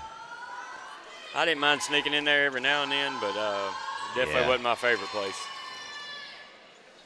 Howell's going to miss the second. Mabry's going to come down there with a tough rebound. He's going to kick out over to Howell again for a short jumper. He nails it. We're tied up at 3. Howell has really come a long way. He has. He didn't get much playing time last year, so he was kind of thrown to the wolves this year. Yeah. And he's done a pretty good job. He gets in a little foul trouble, but you can see his growth, that's what you want to see with this age group. You're right. Summertown with full court pressure. E.O. Coffman's going to get it across. They're going to kick it over to Glass, and Glass back up top to Clayton. Clayton's going to split. It looks like he got tripped up. It looks like they're going to get Bryant on that one. And I'll tell you, Guthrie, I watched Summertown a lot this year. They use the full court press to their advantage. They're very athletic, small but very quick. I'm wondering it's just going to be a little bit more difficult here on this floor than it is with Summertown. You're right. I think we saw that in the girls' game too, how it can take its toll on you. Yeah. And I don't know that Coffman's, used to it by any means, but I think they probably played on it a little bit more than we have. Yeah. That one's going to go into the corner. It's going to be knocked away by Bryant. Number 13, Scott, picks it up. Then it's going to be kicked over to the corner, and that's going to be a shot from the corner off. Rebounded by Clayton. He's up, knocked away. Bryant comes out with it. Mabry's going to push over to Hallmark. Hallmark's going to find, knocked away down low by Scott. It makes you wonder, too, if the coaches have kind of gave the kids a heads up, to kind of conserve their energy, which both teams are very deep on the bench. I mean, there's a lot of players there, so they should be okay. But I can remember our coach telling us in Murfreesboro and stuff like that, remember it's a bigger floor. Yeah. Bennett's going to spin into the lane. He throws it off the thigh of number 2, Gavin Glass, and E.O. Coffman's going to come out with it. Clayton's going to bring it up. He's going to get double team in the backcourt, but that's slowly pulled away by Summertown. Into the corner to Scott. Kicked over to Glass. He's going to penetrate, and that one's knocked back out to Scott. Glass is going to penetrate into the lane with a nice bank shot off the glass. That puts E.O. Coffman up 5-3. Bryant's going to bring it across. He's going to kick to Hallmark into the corner to Bennett. Back up top to Bryant, over to the corner, knocked away by E.O. Coffman.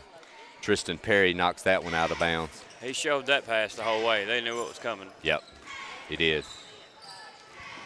Inbound pass to Bryant. Bryant's going to kick to the high post. That one's going to be kicked over to Bennett. He's going to penetrate. We're going to get a blocking foul on E.O. Coffman. Looks like on Scott. My daughter plays on the travel team, with the Scotts for years. He played with JC. I don't know if you know JC, the Scotts. I'm telling you, I remember when that kid was like knee high, and now he can almost look you in the eye. Right. It's hard getting old, Gus. Yeah, it is. It is. It really is. It's depressing. Some of the girls I coached as 5-year-olds in softball now are, as big as me. Yeah. It's definitely weird. And Mabry, on the missed free throw, he comes down with a big rebound and a putback, and that ties it back up at 5. And Coffman's going to take a timeout after that. We'll keep it here for now. Early on, we've got 2:40 left in the first quarter. Coffman and Summertown tied at 5. Yeah, and not a lot of fouls. I mean, you would think not, 2 and 1, but normally by this time we've already seen 8 or 9 fouls, it seems like, with the boys. They tend to slow down a little bit during the game, but both of them playing good, clean basketball right now.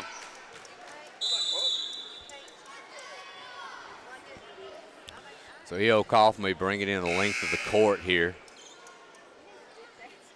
Summertown's going to be setting up in full court pressure. It looks like that 1-2-2 zone.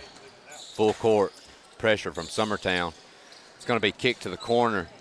That's going to be worked back over to Clayton. Clayton's going to kick over to Glass. Glass is trapped. Now Clayton's trapped at the top of the key. Doing a good job of getting out of the trap there. Yep. Over to number 41, Russell. Russell loses his balance. The ball goes flying back across half court.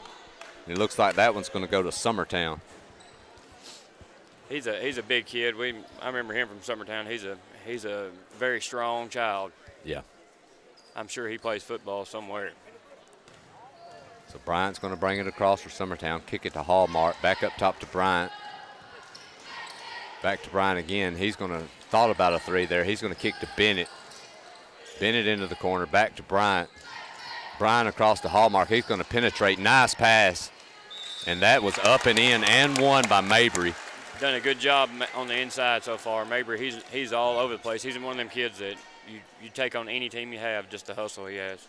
And I'm telling you, Hallmark, too, is as good a scorer he is and how he handles the ball. He dishes the ball as well as anybody you'd want to see at his age. I think I've told everybody this year, out of this bunch, him and Brian are probably 2 of the most talented kids I've seen in a long time. If they stick with it, they'll be a hard duo to handle. Well, and they're young, but, they've played a lot of basketball. I coached them with TVBA and Tanner, and I know you've seen them too, but They've played a lot of basketball. Blackwood's coming in, looks like he's at the table. That's another kid that. Yeah, he's been a huge six man the last 5 games. Yeah. He's done a really good job. Summertown pressure, full court, loses his balance. That's going to kick over to Glass. Batted away, back to number 41, Russell, and he's going to get fouled, and he's going to the line. And 1. The pressure, it looks like it is causing E.O. Coffman some trouble.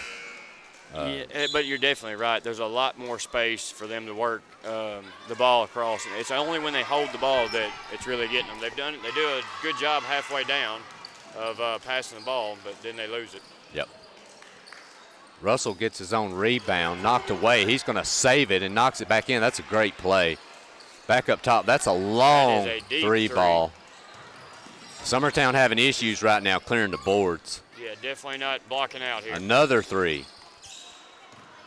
Another rebound by Russell. He's going to get swat. Whoa, my goodness. I believe that might have been clean. Okay. We've got a foul call on Bryant. It looked clean from here. But look, bottom line is Summertown's got to get people off the boards. Foul or no foul, I don't know how many opportunities E.O. Coffman just had. There had to be 5 right there at least. Yeah. We just got lucky that they didn't score out of it so far. But they're definitely going to have to be aggressive because Coffman's going to come flying at the boards.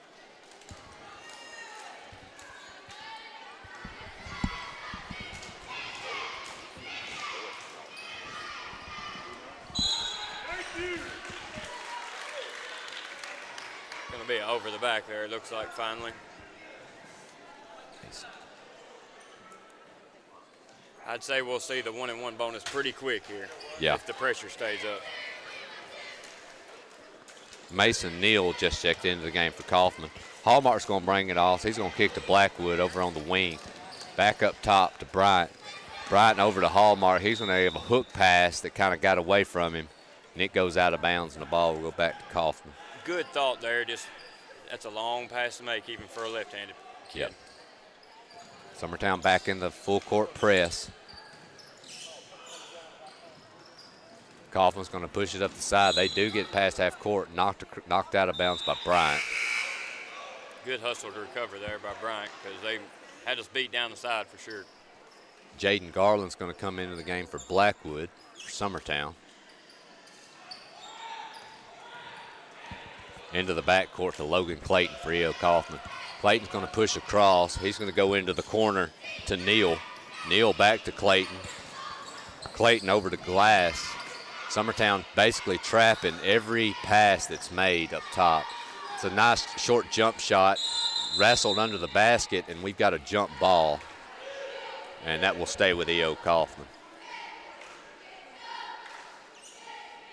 Coffman bringing it under their own basket. That will go to Clayton in the corner. He's going to give back to Glass. Glass to Clayton, a three-pointer. Bam. Nothing but net from the corner.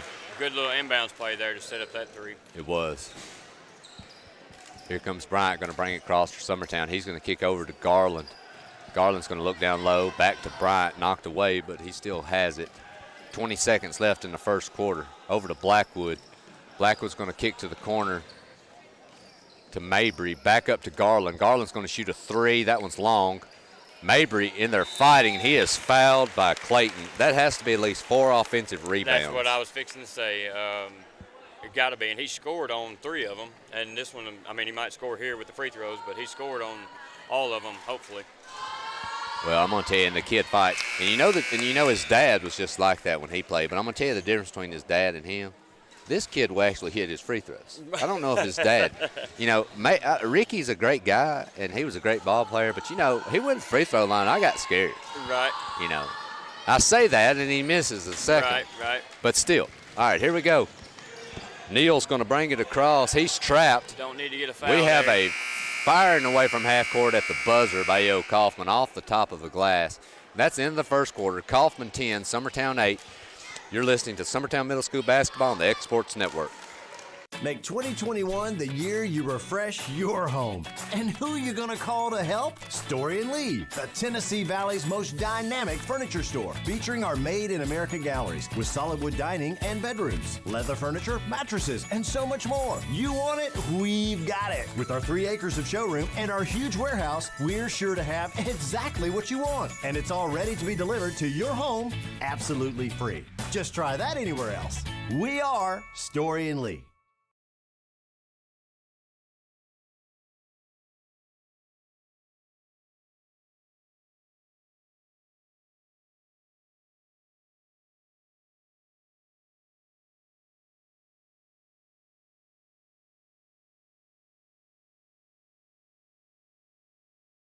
Community.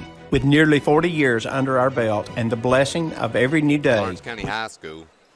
Coffman leading Summertown 10-8, start of the second quarter. Summertown basketball at half court. In the ball to Hallmark. He's going to bring across over to Bryant. Bryant's going to try his third 3 of the night. That one's off the back of the rim. Knocked away by Bryant. He's going to pick up another He normally foul. makes them, but he don't normally shoot them like he should. And Yeah. tonight he's shooting them, can't get one to fall. I hope he keeps shooting. That might be Bryant's third, but I think it's I know it's at least a second.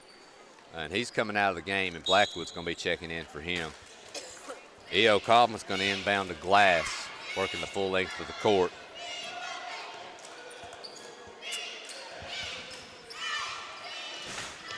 Perry over to Glass. Glass in the corner to Neal. Neal's going to kick it down low, and we've got another jump ball. We should have had the ball. Summertown should have had the ball there. They collided into each other, losing it. Yep. E.O. Coffman inbound under their own basket. That one will go to Perry. Well, their three-point shooter, Clayton, I think he's out of the game right now getting a break, or that probably would have been back to the corner. Yep. Glass is going to penetrate. He's going to kick, and that one's knocked away and stolen by Garland. Garland's going to push across half court for Summertown. He picks up his dribble, throws across to Hallmark. Hallmark looking down low, back out, back across. Hallmark's going to shoot a 3. That one's way short. Tried to save by Mabry. Good effort, but Good effort, yeah. we're headed back with E.O. Coffman. I think they've got a little bit of the syndrome, the girls, and like you mentioned too, is the goal just looks like it's hanging out there. It does. With a lot behind it. So maybe they'll find it here pretty soon. Ball stolen, knocked away. Garland's going to go up with it for 2 for Summertown, and that ties it. And E.O. Coffman's going to take a timeout. 20-second timeout there. Yeah, we'll keep it here.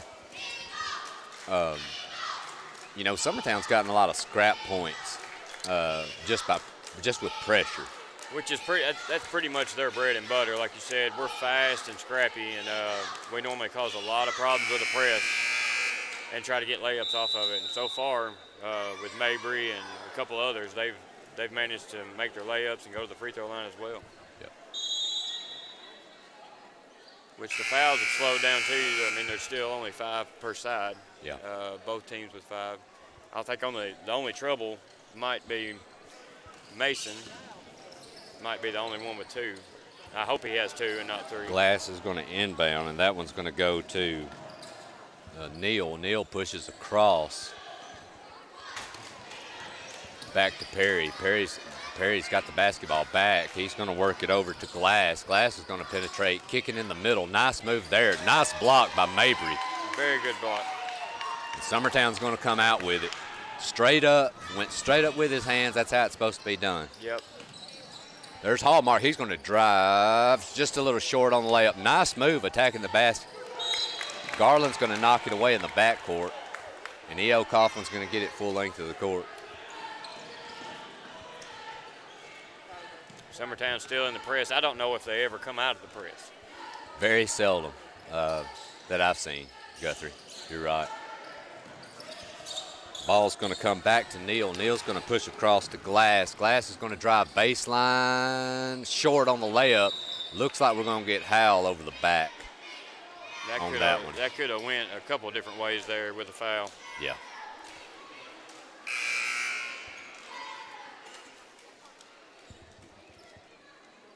Checking into the game is Max Carr, number 31 for E.O. Coffman. Into the corner. Nice move there by Perry, and he's going to go to the line for 2. So that was the same little inbounds, but instead of doing the handoff there, he took the baseline. I think he had Summertown forward a little bit. That's not a bad play at all. No.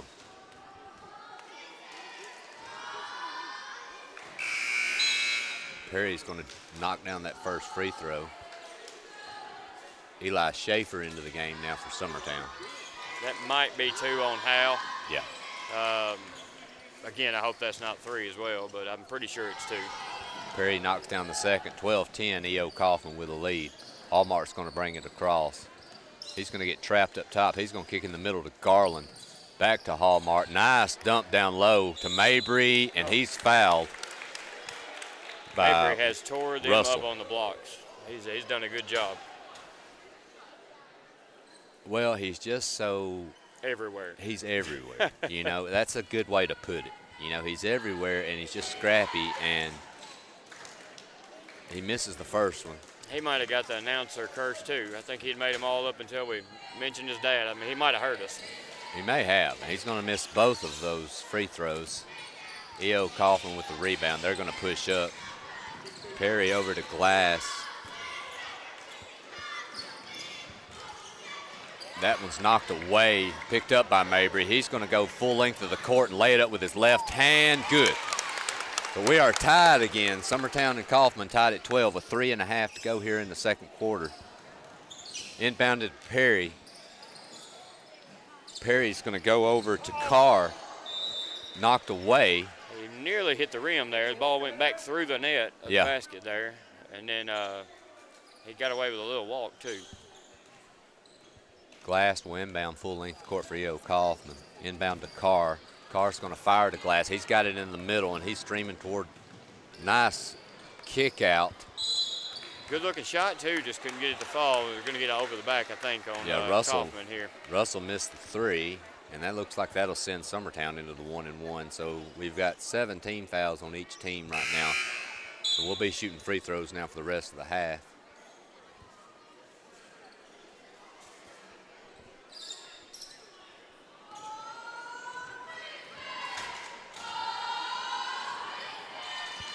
Garland's going to knock that first. You know, if you're Summertown, you got to be pretty happy. You've got a 1-point lead.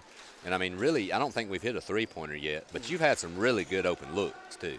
Yeah, and, I mean, a lot of, like you said earlier, it's offensive rebounds is half those points right now. Garland's going to miss the second. Rebounded by Russell. Russell to Perry. Perry's going to throw over to Glass, and he's going to push up. We've got a trap here in the backcourt. Over to Perry. Perry's going to penetrate and kick to the corner, and there's a 3 ball. That is off the rim. And I believe that one's knocked away by Hallmark out of bounds. Good call there. Yeah, I think we missed a block out on that side, which Summertown's got a small group in there right now. Cale Scott's going to return for E.O. Coffman. He's going to kick out to Glass. Glass is going to penetrate with the left hand into the lane. Nice lay-in there Very off the good glass. little shot. Which Nice Coffman's got a small group as well in there, so it's a lot of smalls right now. Yeah. All the big men are on the bench with fouls, I think. Blackwood's going to shoot a 3, and that's off the back of the rim. Schaefer's going to go up with the board. He misses. Back out. Hallmark's going to shoot a 3. That one's off the rim. Blackwood the rebound again. He's going to kick over to back out to Blackwood. He's going to shoot a 3. Bam. And it's good. That's Bam. a good shot. That is a good shot.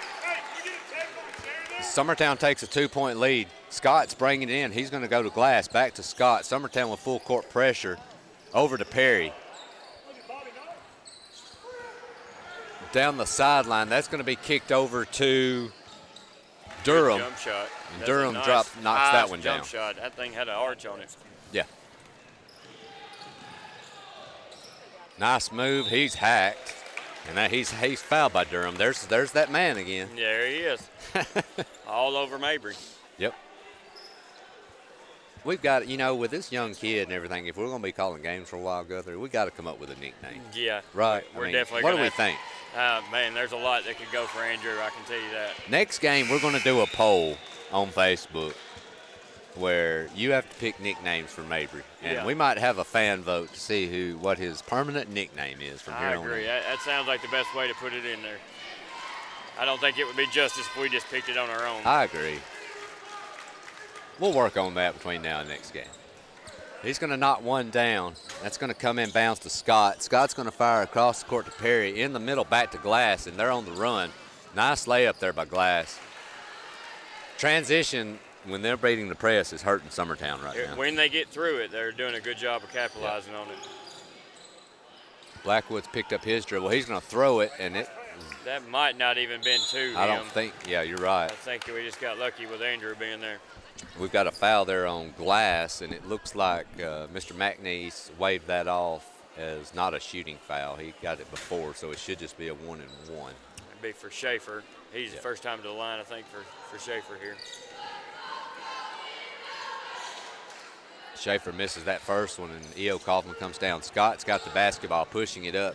He's going to go ahead to Glass. Glass is going to go with his left hand again and lay it up. He has got, I'd say, that's probably his fourth little jump shot or layup runner.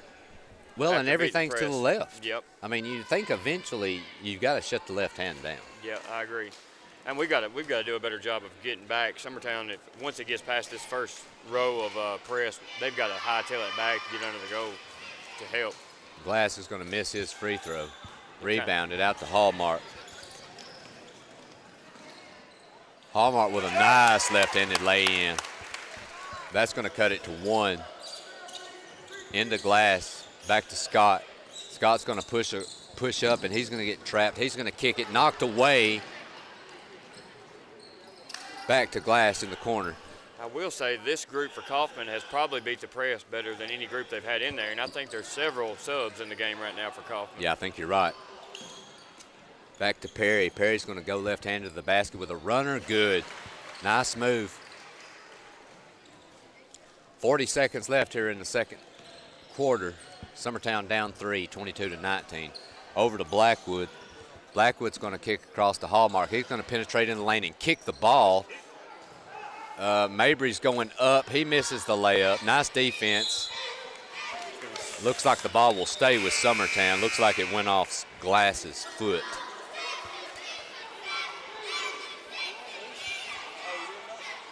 A few subs in for Summertown. Bennett's going to come back in. He might have put some three-point shooters in right here. Blackwood's going to miss his 3, and I think they're going to get Mabry this time. Yeah, I think so. I think he kind of wore out his welcome finally. Yeah. They're going to get him. So that'll put Lawrence County, E.O. Coffman on the line, 1-and-1. Both teams with 9 team fouls, so unless they get out of it with no fouls here, the next one will be in the double bonus. Yep.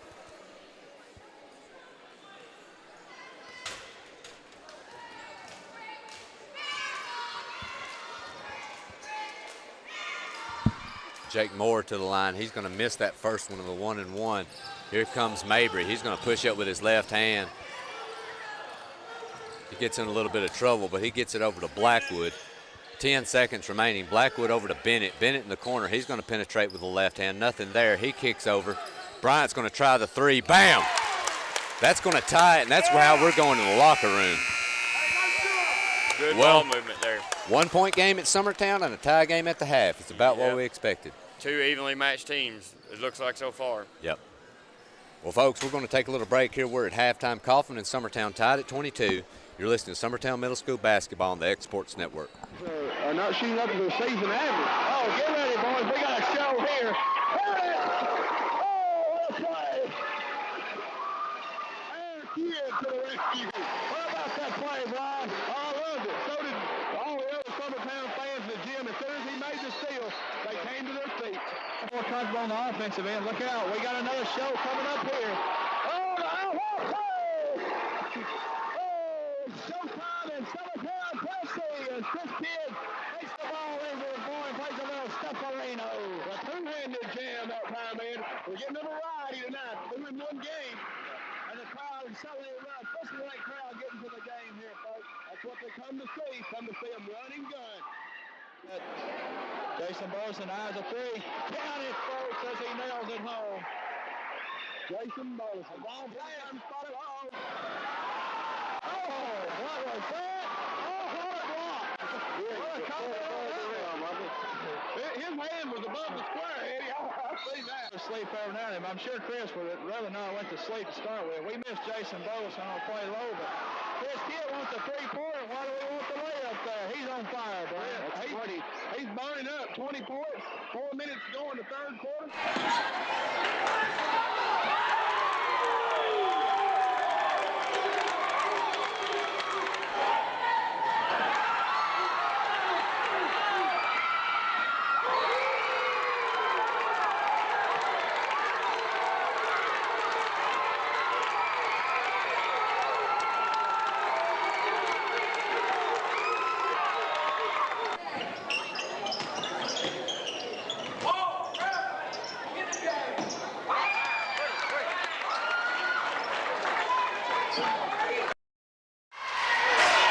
Driving a baseline, goes all the way in, puts up a little jumper. No good. Jason's there to tip the ball back in. Statham over to Lance Horton. He's going all the way. He's cut off, back out front. Jason steals it. He's going to go all the way, lay one up. Give him 2 more.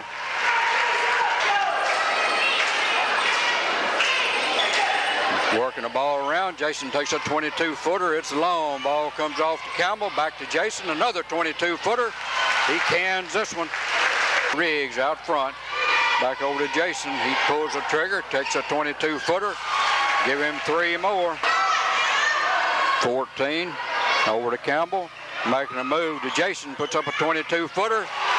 Give him 3. 3 threes in the first quarter. Team foul on these Collinwood boys. Jason puts up a 25-footer. He finds a high post in Campbell. Work the ball back over to Jason for an 18-footer. For 18 point to Doug. Jason going to baseline this trip, puts up an 8-foot jump thus far tonight. Riggs working the right wing, makes a move to the middle over to Jason. He's going to the baseline, puts up a 10-foot jump. It stays. 22 for Jason. Side, Haddock back over to Jason. He pulls her down, going to take about an 8-foot jump. It goes 24. He's going to be backwards. Ball top, picked back up by Jason. Going to put up a 22-footer.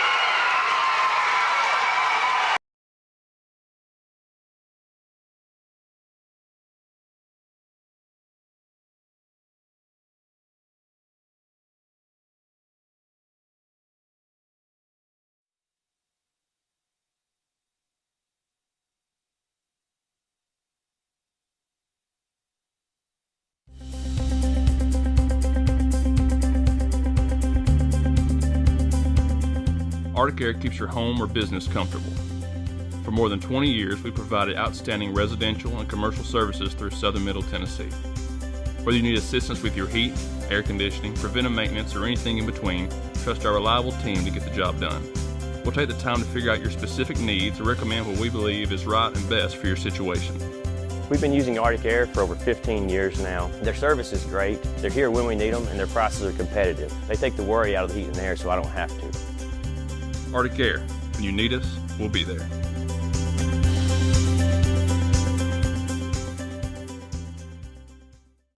Flooring sets the tone throughout your home. For flooring that makes the right first impression, start by choosing us, Floored by Justin. A one-stop flooring destination. Our new location stands alone for unequaled customer service and selection. Owner Justin Story's mastery of custom hardwood inlays means every room can have a custom look. Discover how the right choice of hardwood, laminate, carpet, or tile can set the tone in your home. Contact Floored by Justin today. Hey, this is Phil Hooper. Get the look you want for your favorite school, church, or business with apparel from HD Ink Screen Printing in Leoma, Tennessee.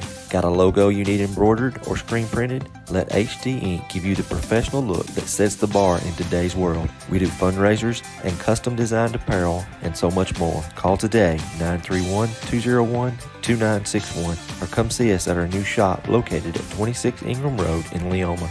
Remember, HD Ink for the look you want and the look you deserve. Whether it's popcorn, biscuits, or automotive, you need the right ingredients to achieve the best results. Heritage Automotive is proud to serve our community with a continually growing inventory. We also help our community grow by contributing to a vibrant economy, which helps build schools. I'm Keith Durham, and I'm the General Manager here at Heritage Automotive, and it's my job to make sure that you're 100% satisfied. Heritage Automotive, your hometown Chevy, Buick, and GMC dealer. Being raised in Tennessee, we believe in the importance of family and community.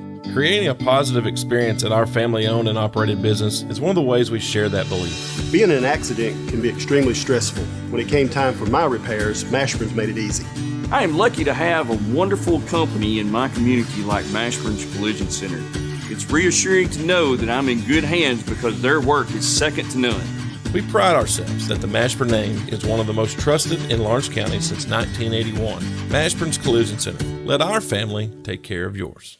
McMaster's Home Gallery, where you'll always get a special price every day. Shop their new showroom full of name brand furniture, sofas, recliners, dining and bedroom suites, Serta bedding, lots of tables and chairs just to match your decor. McMaster's Home Gallery also has GE appliances.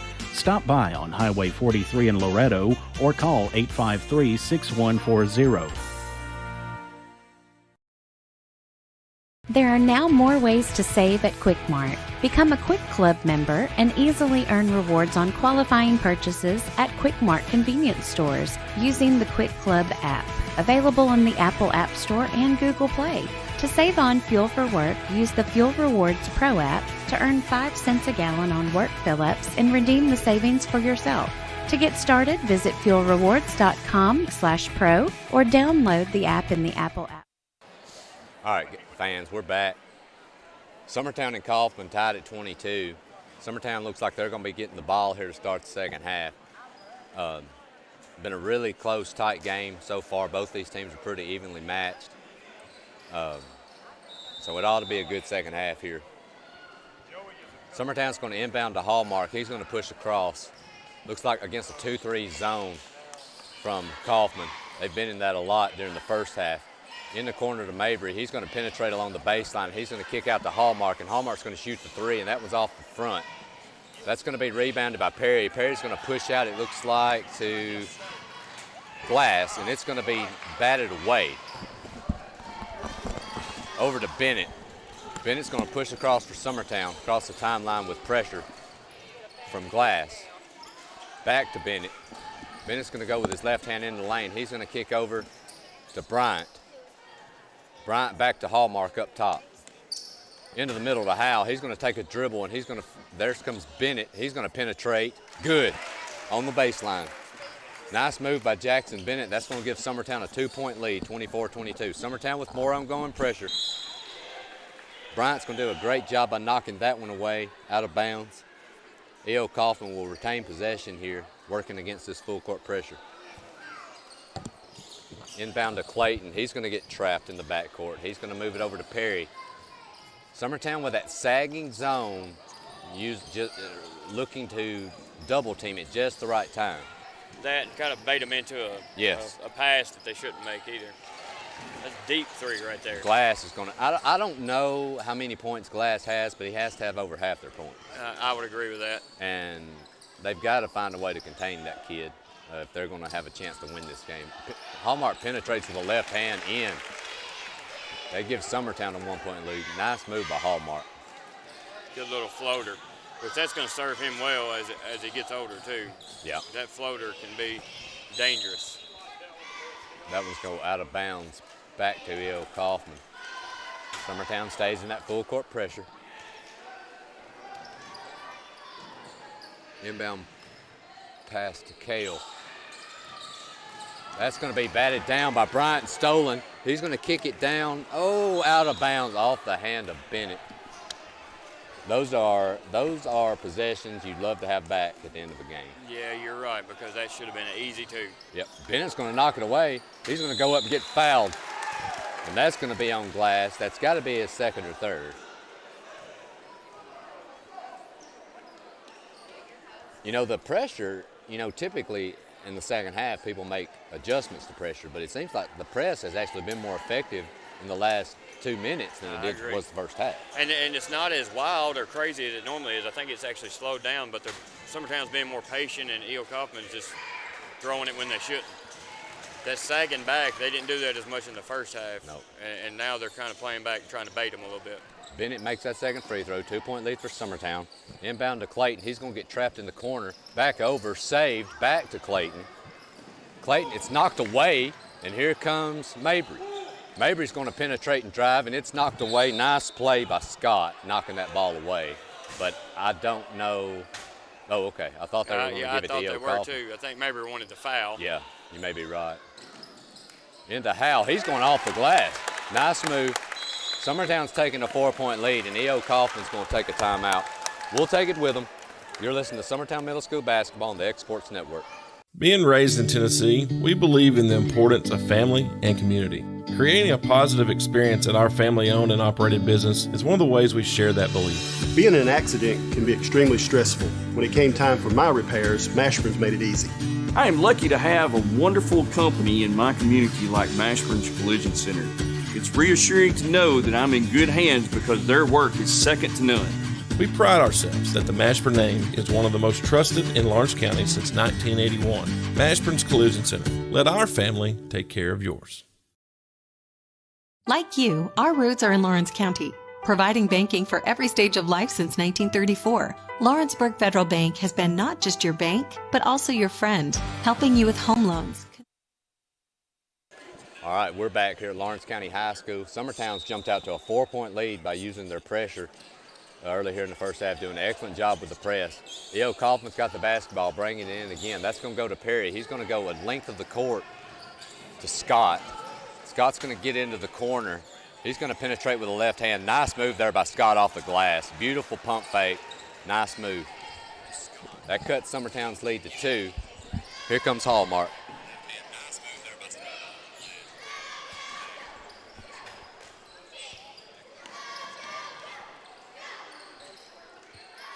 Hal's going to go up with that offensive rebound. He's going to miss the open layup, and Perry's going to come down with it for Coffman. Here's Clayton. He's going to get trapped. He's going to move it back to Perry. Perry with all the way across the court to Glass. Glass is going to shoot very short. Knocked out of bounds by Scott. So that'll go back to Summertown.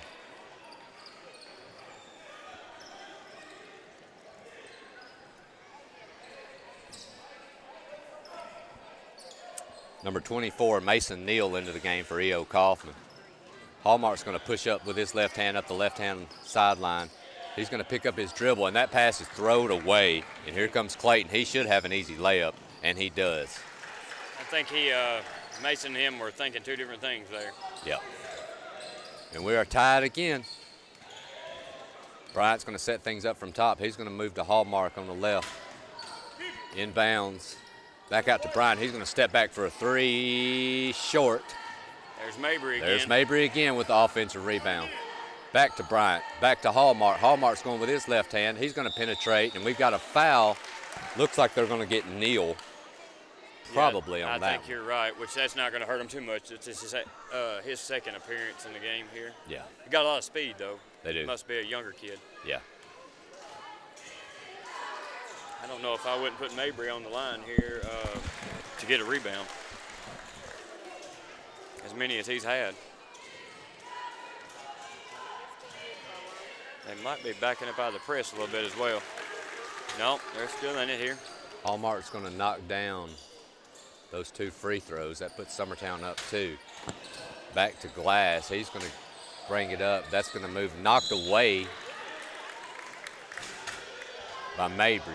You know, I'm wondering, you know, they actually had both of their post players back, you know, off the line.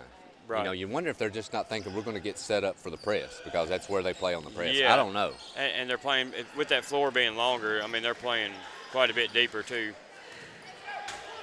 But I think this is the starting 5 for Summertown, too, and they haven't had a sub so far this quarter.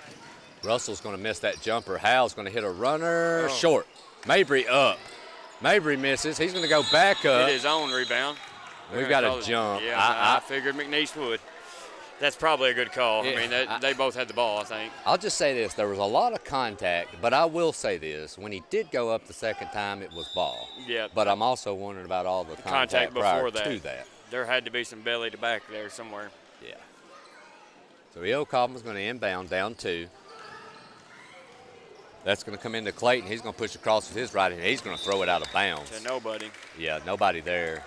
Coffman did have a sub there, I think. I think that was that 15 that came in there, I think. Yeah. That'll be Carter Campbell. Over to Bennett. He thought about a three. Into Mabry. He's going to shoot the long jumper. Nothing on that one. And nobody's back. They're going to have a breakaway for an easy layup. We are tied again, 31. We called the point guard the safety valve. That's what we called it when I played, and that's kind of was my job. So Summertown being in that press all the time, they don't ever have a point guard back sometimes. No. And that one's going to be stolen by Bennett. He's going to steal it, and nice spin move. He's going to get in the lane off the back. Nice move, but he misses the layup. He's missed several, too. He hasn't been producing like he normally does.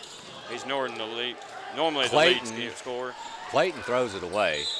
Oh, and we've that got might a have been foul. a smart foul there because I think Summertown was about to have a pretty easy layup. Well, you know, Guthrie, too, we've been talking about the pressure. E.O. Kaufman has really handled it well, but they have really been out of control the last 2 minutes. They've made some really sloppy passes. It's we should be Summertown should be out in front by a lot more than, or being tied now again after the third. When they beat it like this, all the way down the floor with one pass. And that one will go to Glass, and he's going to lay it up, and that's going to give Kaufman a 2-point lead. That will go to Hallmark in the corner to Bennett. He thought about a three. He's going to kick back to Hallmark. Hallmark's going to penetrate in the lane with left hand over to Mabry. Mabry's going to lay up, and he's getting fouled, looks like, by Scott. This has to be his 10th free throw or better. The frustrating part for Summertown is, you know, it feels like they've dominated the third quarter, and they're down 2. Yeah, I agree. Like you said, being out of control. And the buckets that E.O. Coffman got were those long throw-outs to beat the press for those easy 2. Seems like we've had to work a lot harder for ours, too. Yep. Mabry's going to miss the front end, his second attempt. He nails that one. Summertown down 1, 20 seconds to go here in the third quarter. E.O. Kaufman bringing in the full length of the court. That will be stolen by Bennett. He's going to get fouled. And I believe that's Glass. I believe you're right there. Yes, it is. That's big because that's probably their leading scorer, real close to it. Well, I know that's got to be 3 and possibly 4 on Glass. And it may be, I know it's up there, but they're bringing someone in for him immediately. That one will roll in for Bennett. We've got a tie ball game again. Glass checking out. Max Carr coming in for him. Here's Bennett's second attempt. And it is rims out. Scott with a rebound. He's going to get trapped. He's going to go to Neal. Neal's going to attack. Short jumper missed. Scott's going to go up. That one's missed. Number 15 with an offensive rebound. That's Carter Campbell, and they're just pounding the boards in that situation. 1 second remaining. That's going to be late. And that's the end of the third quarter, folks. Coffman 35, Summertown 33. You're listening to Summertown Middle School basketball on the X Sports Network. Make 2021 the year you refresh your home. And who you gonna call to help? Story and Lee, the Tennessee Valley's most dynamic furniture store, featuring our Made in America galleries with solid wood dining and bedrooms, leather furniture, mattresses, and so much more. You want it? We've got it. With our 3 acres of showroom and our huge warehouse, we're sure to have exactly what you want. And it's all ready to be delivered to your home absolutely free. Just try that anywhere else. We are Story and Lee.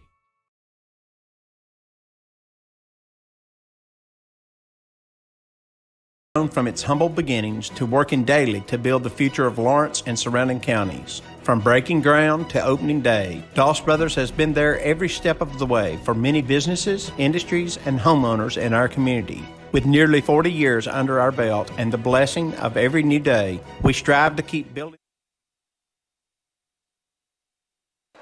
All right, folks, we're fixing to start the fourth quarter here. Coffman with a 2-point lead over Summertown. This is about as been as even as you can get. It has. It has been. These are 2 really evenly matched teams. I know Summertown's got a feel. It's kind of unfortunate they play the way they did in that third, but they're down 2. They just gave up way too many easy baskets. We were talking about that during the break. Bryant's going to kick down. That's going to go to Mabry. He's going to go baseline and kick back. There's Hallmark. Nice pass to Howell. Misses short. Gets his own rebound. Misses again. I'm not sure who Mitch is going for there. Looks like it. That's going to be on E.O. Coffman. Yep. It looks like they got Carter Campbell on that one. That's going to go in the corner to Bryant. He's going to shoot the three short. Howell's going to get it, and he's going to get whacked by Logan Clayton, it looks like. Boy, Mason hasn't made one yet. I think that's 0 for 5, and he's normally dead on. Yeah. I mean, you normally always feel good about him shooting a three. What's that old saying? A shooter, you can't have a conscience. That's right. You know. But I also say this, too. You can't have a conscience, but then again, after a few misses, you might want to try to get to the hole. Yeah, and I mean, well, you know, we think 5's a lot, but that's 5 over the course of, 3 quarters. Yeah. And yeah. I would have him shoot 5 more. It wouldn't hurt my feelings a bit. I think him and Jack are both natural shooters. Yeah, I agree. And it's hard to believe, but we're in the fourth quarter, and that's Summertown's first foul of the half. Wow. E.O. Coffman has 17 fouls. Summertown was only 1. They've done a good job in the press by not just fouling, just by playing their spots. That's going to be a missed 3 by E.O. Coffman, and here comes Bennett out of there, down 2. He's going to go baseline. He's going to change his mind. He's going to handle the ball out of bounds, and that's going back to E.O. Coffman. That was a nice trap there. Yeah, it was. To hesitate, I mean, I think he had the right idea, but Coffman just shut him down. I mean, they played the baseline really well. Inbound to Clayton. He's going to push across through the press. It just seems like they're off. Both sides are just fumbling the ball. Yeah. Like they can't hold on to it. Here comes Blackwood, just like you said, Guthrie. Can't hold it. Blackwood, Jack Hallmark comes out with it, and he's going to kick it over to Bennett. Bennett's going to try a 3, and that one's off the back of the rim. I mean, they're just struggling with, like you said. I mean, people don't realize how big of a difference that is. The goal being floated out. Every one of them is off left or right or long. Yeah. Oh, got away with a walk That right there. there was a walk that was not called, and that one was kicked back out to Clayton. He's going to move it over to Scott. Scott on the wing. He's going to move in with the left hand. He gets stuck. He's going to fire up a jumper. Nice by Carter Clayton, I believe, comes down and he misses. Carter Campbell, excuse me. Here comes Hallmark for Summertown. 4 minutes, 15 seconds left here in the fourth. Summertown down 2. Bennett's going to fire a 3. That one draws nothing out of bounds. Both Summertown teams are struggling, which, Tasha did tell me too, E.O. Coffman's gym is, I guess, down or under construction, so they have played here all year. And quite a bit last year. So this is kind of their home gym. Mm-hmm. Scott's going to make a long baseball pass across to Neal. Neal's got it up top. He's going to move it back to Clayton up top. Clayton's going to set it up. He's going to attack into the middle. He's going to kick over. Nice three-point shot there. That's a big 3. By Max Carr. And that's what you do. Penetrate in the lane, kick out. Nice job there. That might be Carr's first points of the game, too. Might be. I think you're right. Bennett with a beautiful pass and a missed layup again. And Carr's going to come down with it. I know Hal's frustrated after that because he knows how good of a pass that really was. Clayton's going to bring across. Clayton looks like he's injured. I think he has rolled his ankle. Yeah, he's holding his ankle. I've been there, buddy. I know. I know Guthrie has too. Looks like he might be okay. Don't sit down. Just stand up and walk on it. You'll be fine. He's reaching down, holding it.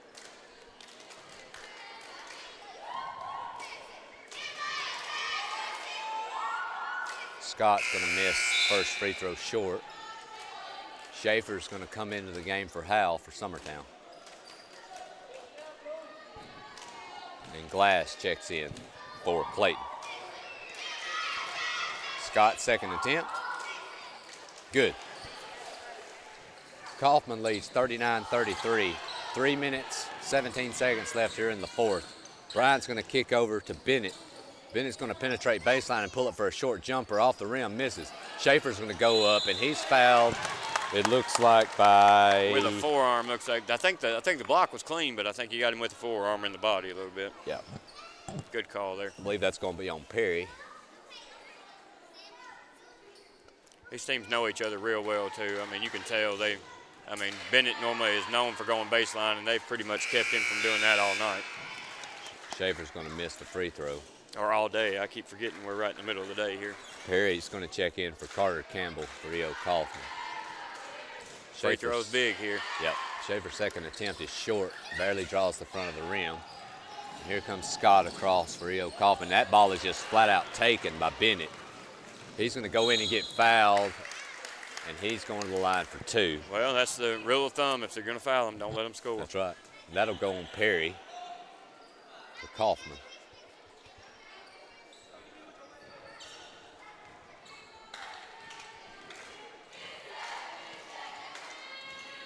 First one is up for Bennett.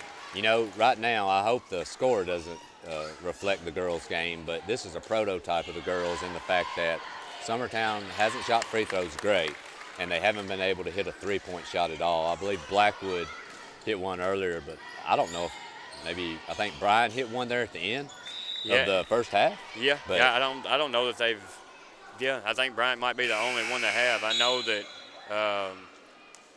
Bennett hadn't made one, or Jack. Yep. But and that's that's a team too that depends on that as well. I mean, we depend on that for 10 to 15 points out of our games, boys and girls alike, for the three-pointer and free throws is normally kind of a big part of our game, and not to have that, I mean, that takes away a lot of points. And that baseball pass is going to go to Carr. Really excellent throw. It was. We're going to get a push there by Bryant under the basket, so that's going to give E.O. Coffman the ball under their own basket, up 4 points. Over in the corner, that is a three-point shot by Glass, and he nails it. Definitely he is the leading scorer of their team tonight. Summertown's now down 7 with 2.5 minutes, getting to that critical point. Ball knocked away by E.O. Coffman. In comes Ryder Blackwood for Howell.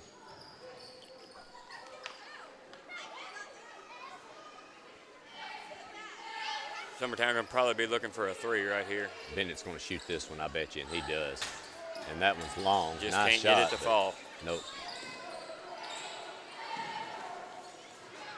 You got to have the ball. You got to start thinking about you got to have the ball here.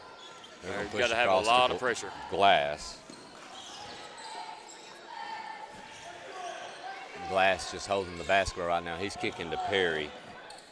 Perry moves it to Clayton. Clayton in the corner to Carr, back out to Clayton.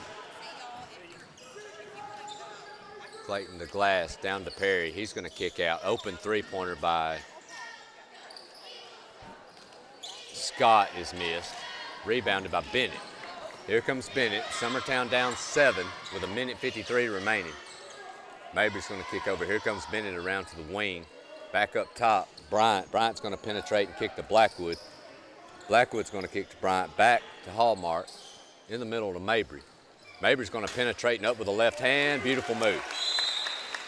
That's going to cut it to 5 with 1:35 remaining. We'll take a short break with them. You're listening to Summertown Middle School Basketball on the X Sports Network. There are now more ways to save at Quick Mart. Become a Quick Club member and easily earn rewards on qualifying purchases at Quick Mart convenience stores using the Quick Club app, available on the Apple App Store and Google Play. To save on fuel for work, use the Fuel Rewards Pro app to earn 5 cents a gallon on work fill-ups and redeem the savings for yourself. To get started, visit fuelrewards.com/pro or download the app in the Apple App Store. It's time for some straight talk about zero-turn mowers.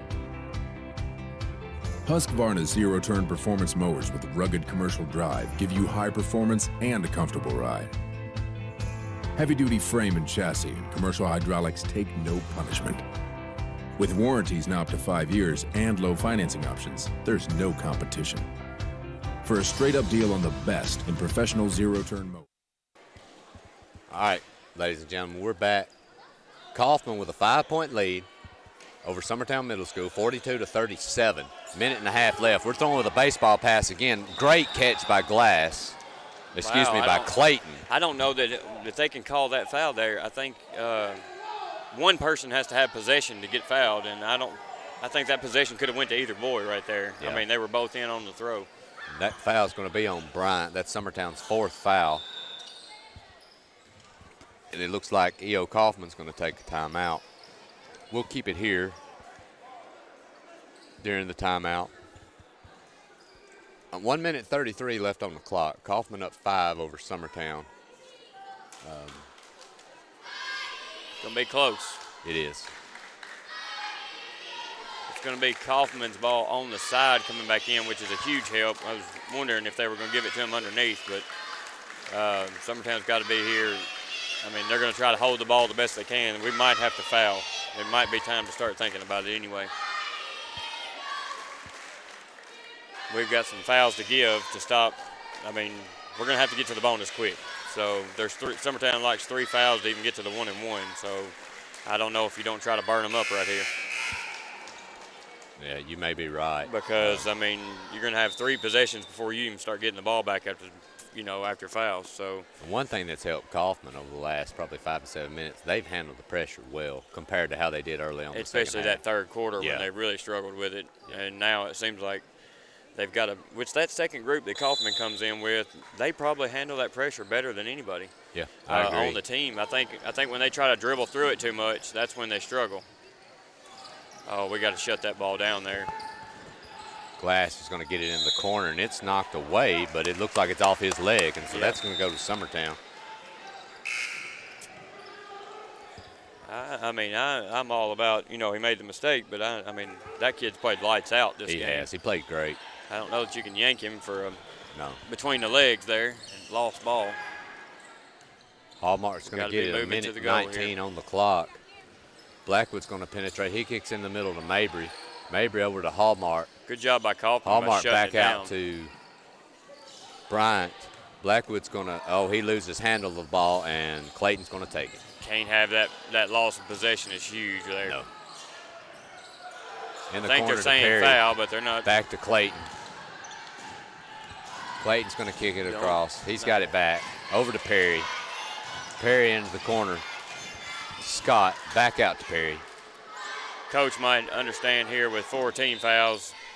I don't know that you can get there. Yeah. Timeout looks like Coffman there, maybe. Yep. We'll go ahead and keep it here. Well, like you were saying, I mean, what are you, 3 team fouls away from putting Coffman into the bonus on the line, so you're just going to be giving it back to him on the side, over and over and over before you get an opportunity to get the ball back after it. So it might be a lost cause on the foul situation. And you're not out of it if you're Summertown by any means. I mean, it's still a 2-score game with 42 seconds. I mean, well, the thing about it is, though, like you were saying with the fouls, if you're going to foul, if that's what you're going to do, you got to do it immediately. Like right now, it needs to be the ball comes in, they're fouled. The ball comes in, they're fouled. The ball comes in, they're fouled, and take 5-7 seconds off this clock. Other than that, you don't want to lose any more than that. No, for sure. And Coffman's managed the double team and the press and the trapping well. They haven't turned the ball over in the fourth quarter. So another thing they've done well is their inbounds plays have probably saved them more than anything. Beating the press and all, I mean, with the long runner going and then the deep ball, but their inbounds plays have kind of got us confused, I think. They have. And, they got some easy, cheap baskets early in the game off of those plays, too. Coffman having trouble getting it in. That's going to go to Clayton, and he is fouled from behind. So that's not bad, no, though. No, it's not really. You hate to give him 2 free throws, but of course, the issue would have been if he'd actually hit that shot. Yeah, then you'd really be in trouble. But so now you just hope for a miss. Now the referees give him the ball, and we've got subs trying to come in, and people still getting on the line here. She's a little bit in a hurry. And I believe that, according to our Mr. Technician over here, Mr. Pettis, that's 5 on Howell, so he is fouled out. First free throw missed by Clayton. I mean, that's what you hope for there, because now it'll be still a 2-score game, no matter what happens here. Second shot off the back of the rim. Mabry's going to come down with that, and he's going to push up the left-hand side of the floor. He gets it across, back up top to Bryant. He's going to shoot a 3 off the side of the rim. Over to Perry. Get that 3 to go. And I know they're going to be frustrated after this one about that. Perry pushed by Neal. I'm sorry. Yeah, that goes on. That should go on Mason Bryant. Yeah, Neal pushed by Bryant, excuse me. And that might be his, that's probably his 4th, I would think. That's the 16th foul on Summertown, 1 away from the 1-and-1. Coffman's going to inbound it. Scott's going to come into Clayton. Clayton's going to get fouled, looks like by Bennett. Yeah, that's where I would think it would go. So that should put him in the 1-and-1. Still down 5. Got a lot less time, though, here. I mean, Reggie Miller once scored 8 points in 8 seconds. That's but true. I don't know that we have Reggie on the team, but we do have a Mabry. The best part about when Miller scored that 8 was that it was against the Knicks. Yeah, that was my favorite part. You know, you are absolutely and I was correct. never a Miller fan, and I still don't like him. Yeah, me but neither. just the fact he did it to New York. But and then not liking somebody, I can't deny it though. He was one heck of a shooter. He was great. And I think part of he had to carry the attitude being in Indiana too. But I'm with you. If it happened to the Knicks, I was pretty excited about it in the 90s. That second free throw's missed. 6-point lead. Summertown's going to push up. Here comes Mabry. He's going to click over to Bennett. Bennett looked at a 3. He's going to spin and misses that short jumper. Perry's going to come down with it and head it to the line. Bennett drove there, and he ended up being the only blue under the goal. Yep. Everybody else is standing around a 3, I think, expecting to pass out for a 3-pointer there. But, regardless, they just haven't made those 3s like they needed to tonight. But it looks like this one's pretty much sealed at this point, Mr. Guthrie, unless something miraculous happens. Which, again, both good games, both very good teams. I mean, give credit to E.O. Coffman as well for just playing really good ball. I think they struggled some in some areas, but they did a very good job of recovering. Well, and toward the end of the game, the difference was they were able to handle the pressure. They were able to get those easy, easy layups, breaking the press. Yeah, and the 2 big 3-pointers from Coffman, that was huge. Glass, I think, was one of them, and then another young man with the other. But those are big 3-pointers that late in the game. When the game was still close to a tied or 2-point game, for them to make those 3s was just, that's a difference. Well, they've made them in Summertown, hasn't it? It just is what it is today. Free throws as well, so, they just made shots. But, it was a study was done and said the home team in basketball, when they walk on the floor, they're a 10-point favorite. And I think that kind of showed tonight. I think Coffman definitely had the home court advantage there. Well, fans, that's going to wind up today for us here from Exports Network. We've got Coffman winning game 2, boys 45-37 over Summertown. Both teams played hard. It was a sloppy game at times, but 2 really good, evenly matched teams. Today, Coffman did things just a little bit more consistently and a little bit better than Summertown, and that showed on the scoreboard. We appreciate everybody watching today. We enjoyed it. We'll be back here soon. That'll be it for us. I want to thank Guthrie for helping me out. I appreciate it, my friend. Anytime. Enjoyed it. All right. Well, we appreciate it. See you guys next time, and you're listening to Summertown Middle School Basketball on the Exports Network. Going the distance with local sports. Covering the Loretto Mustangs, Summertown Eagles, and Lawrence County Wildcats. Basketball, football, baseball, and more.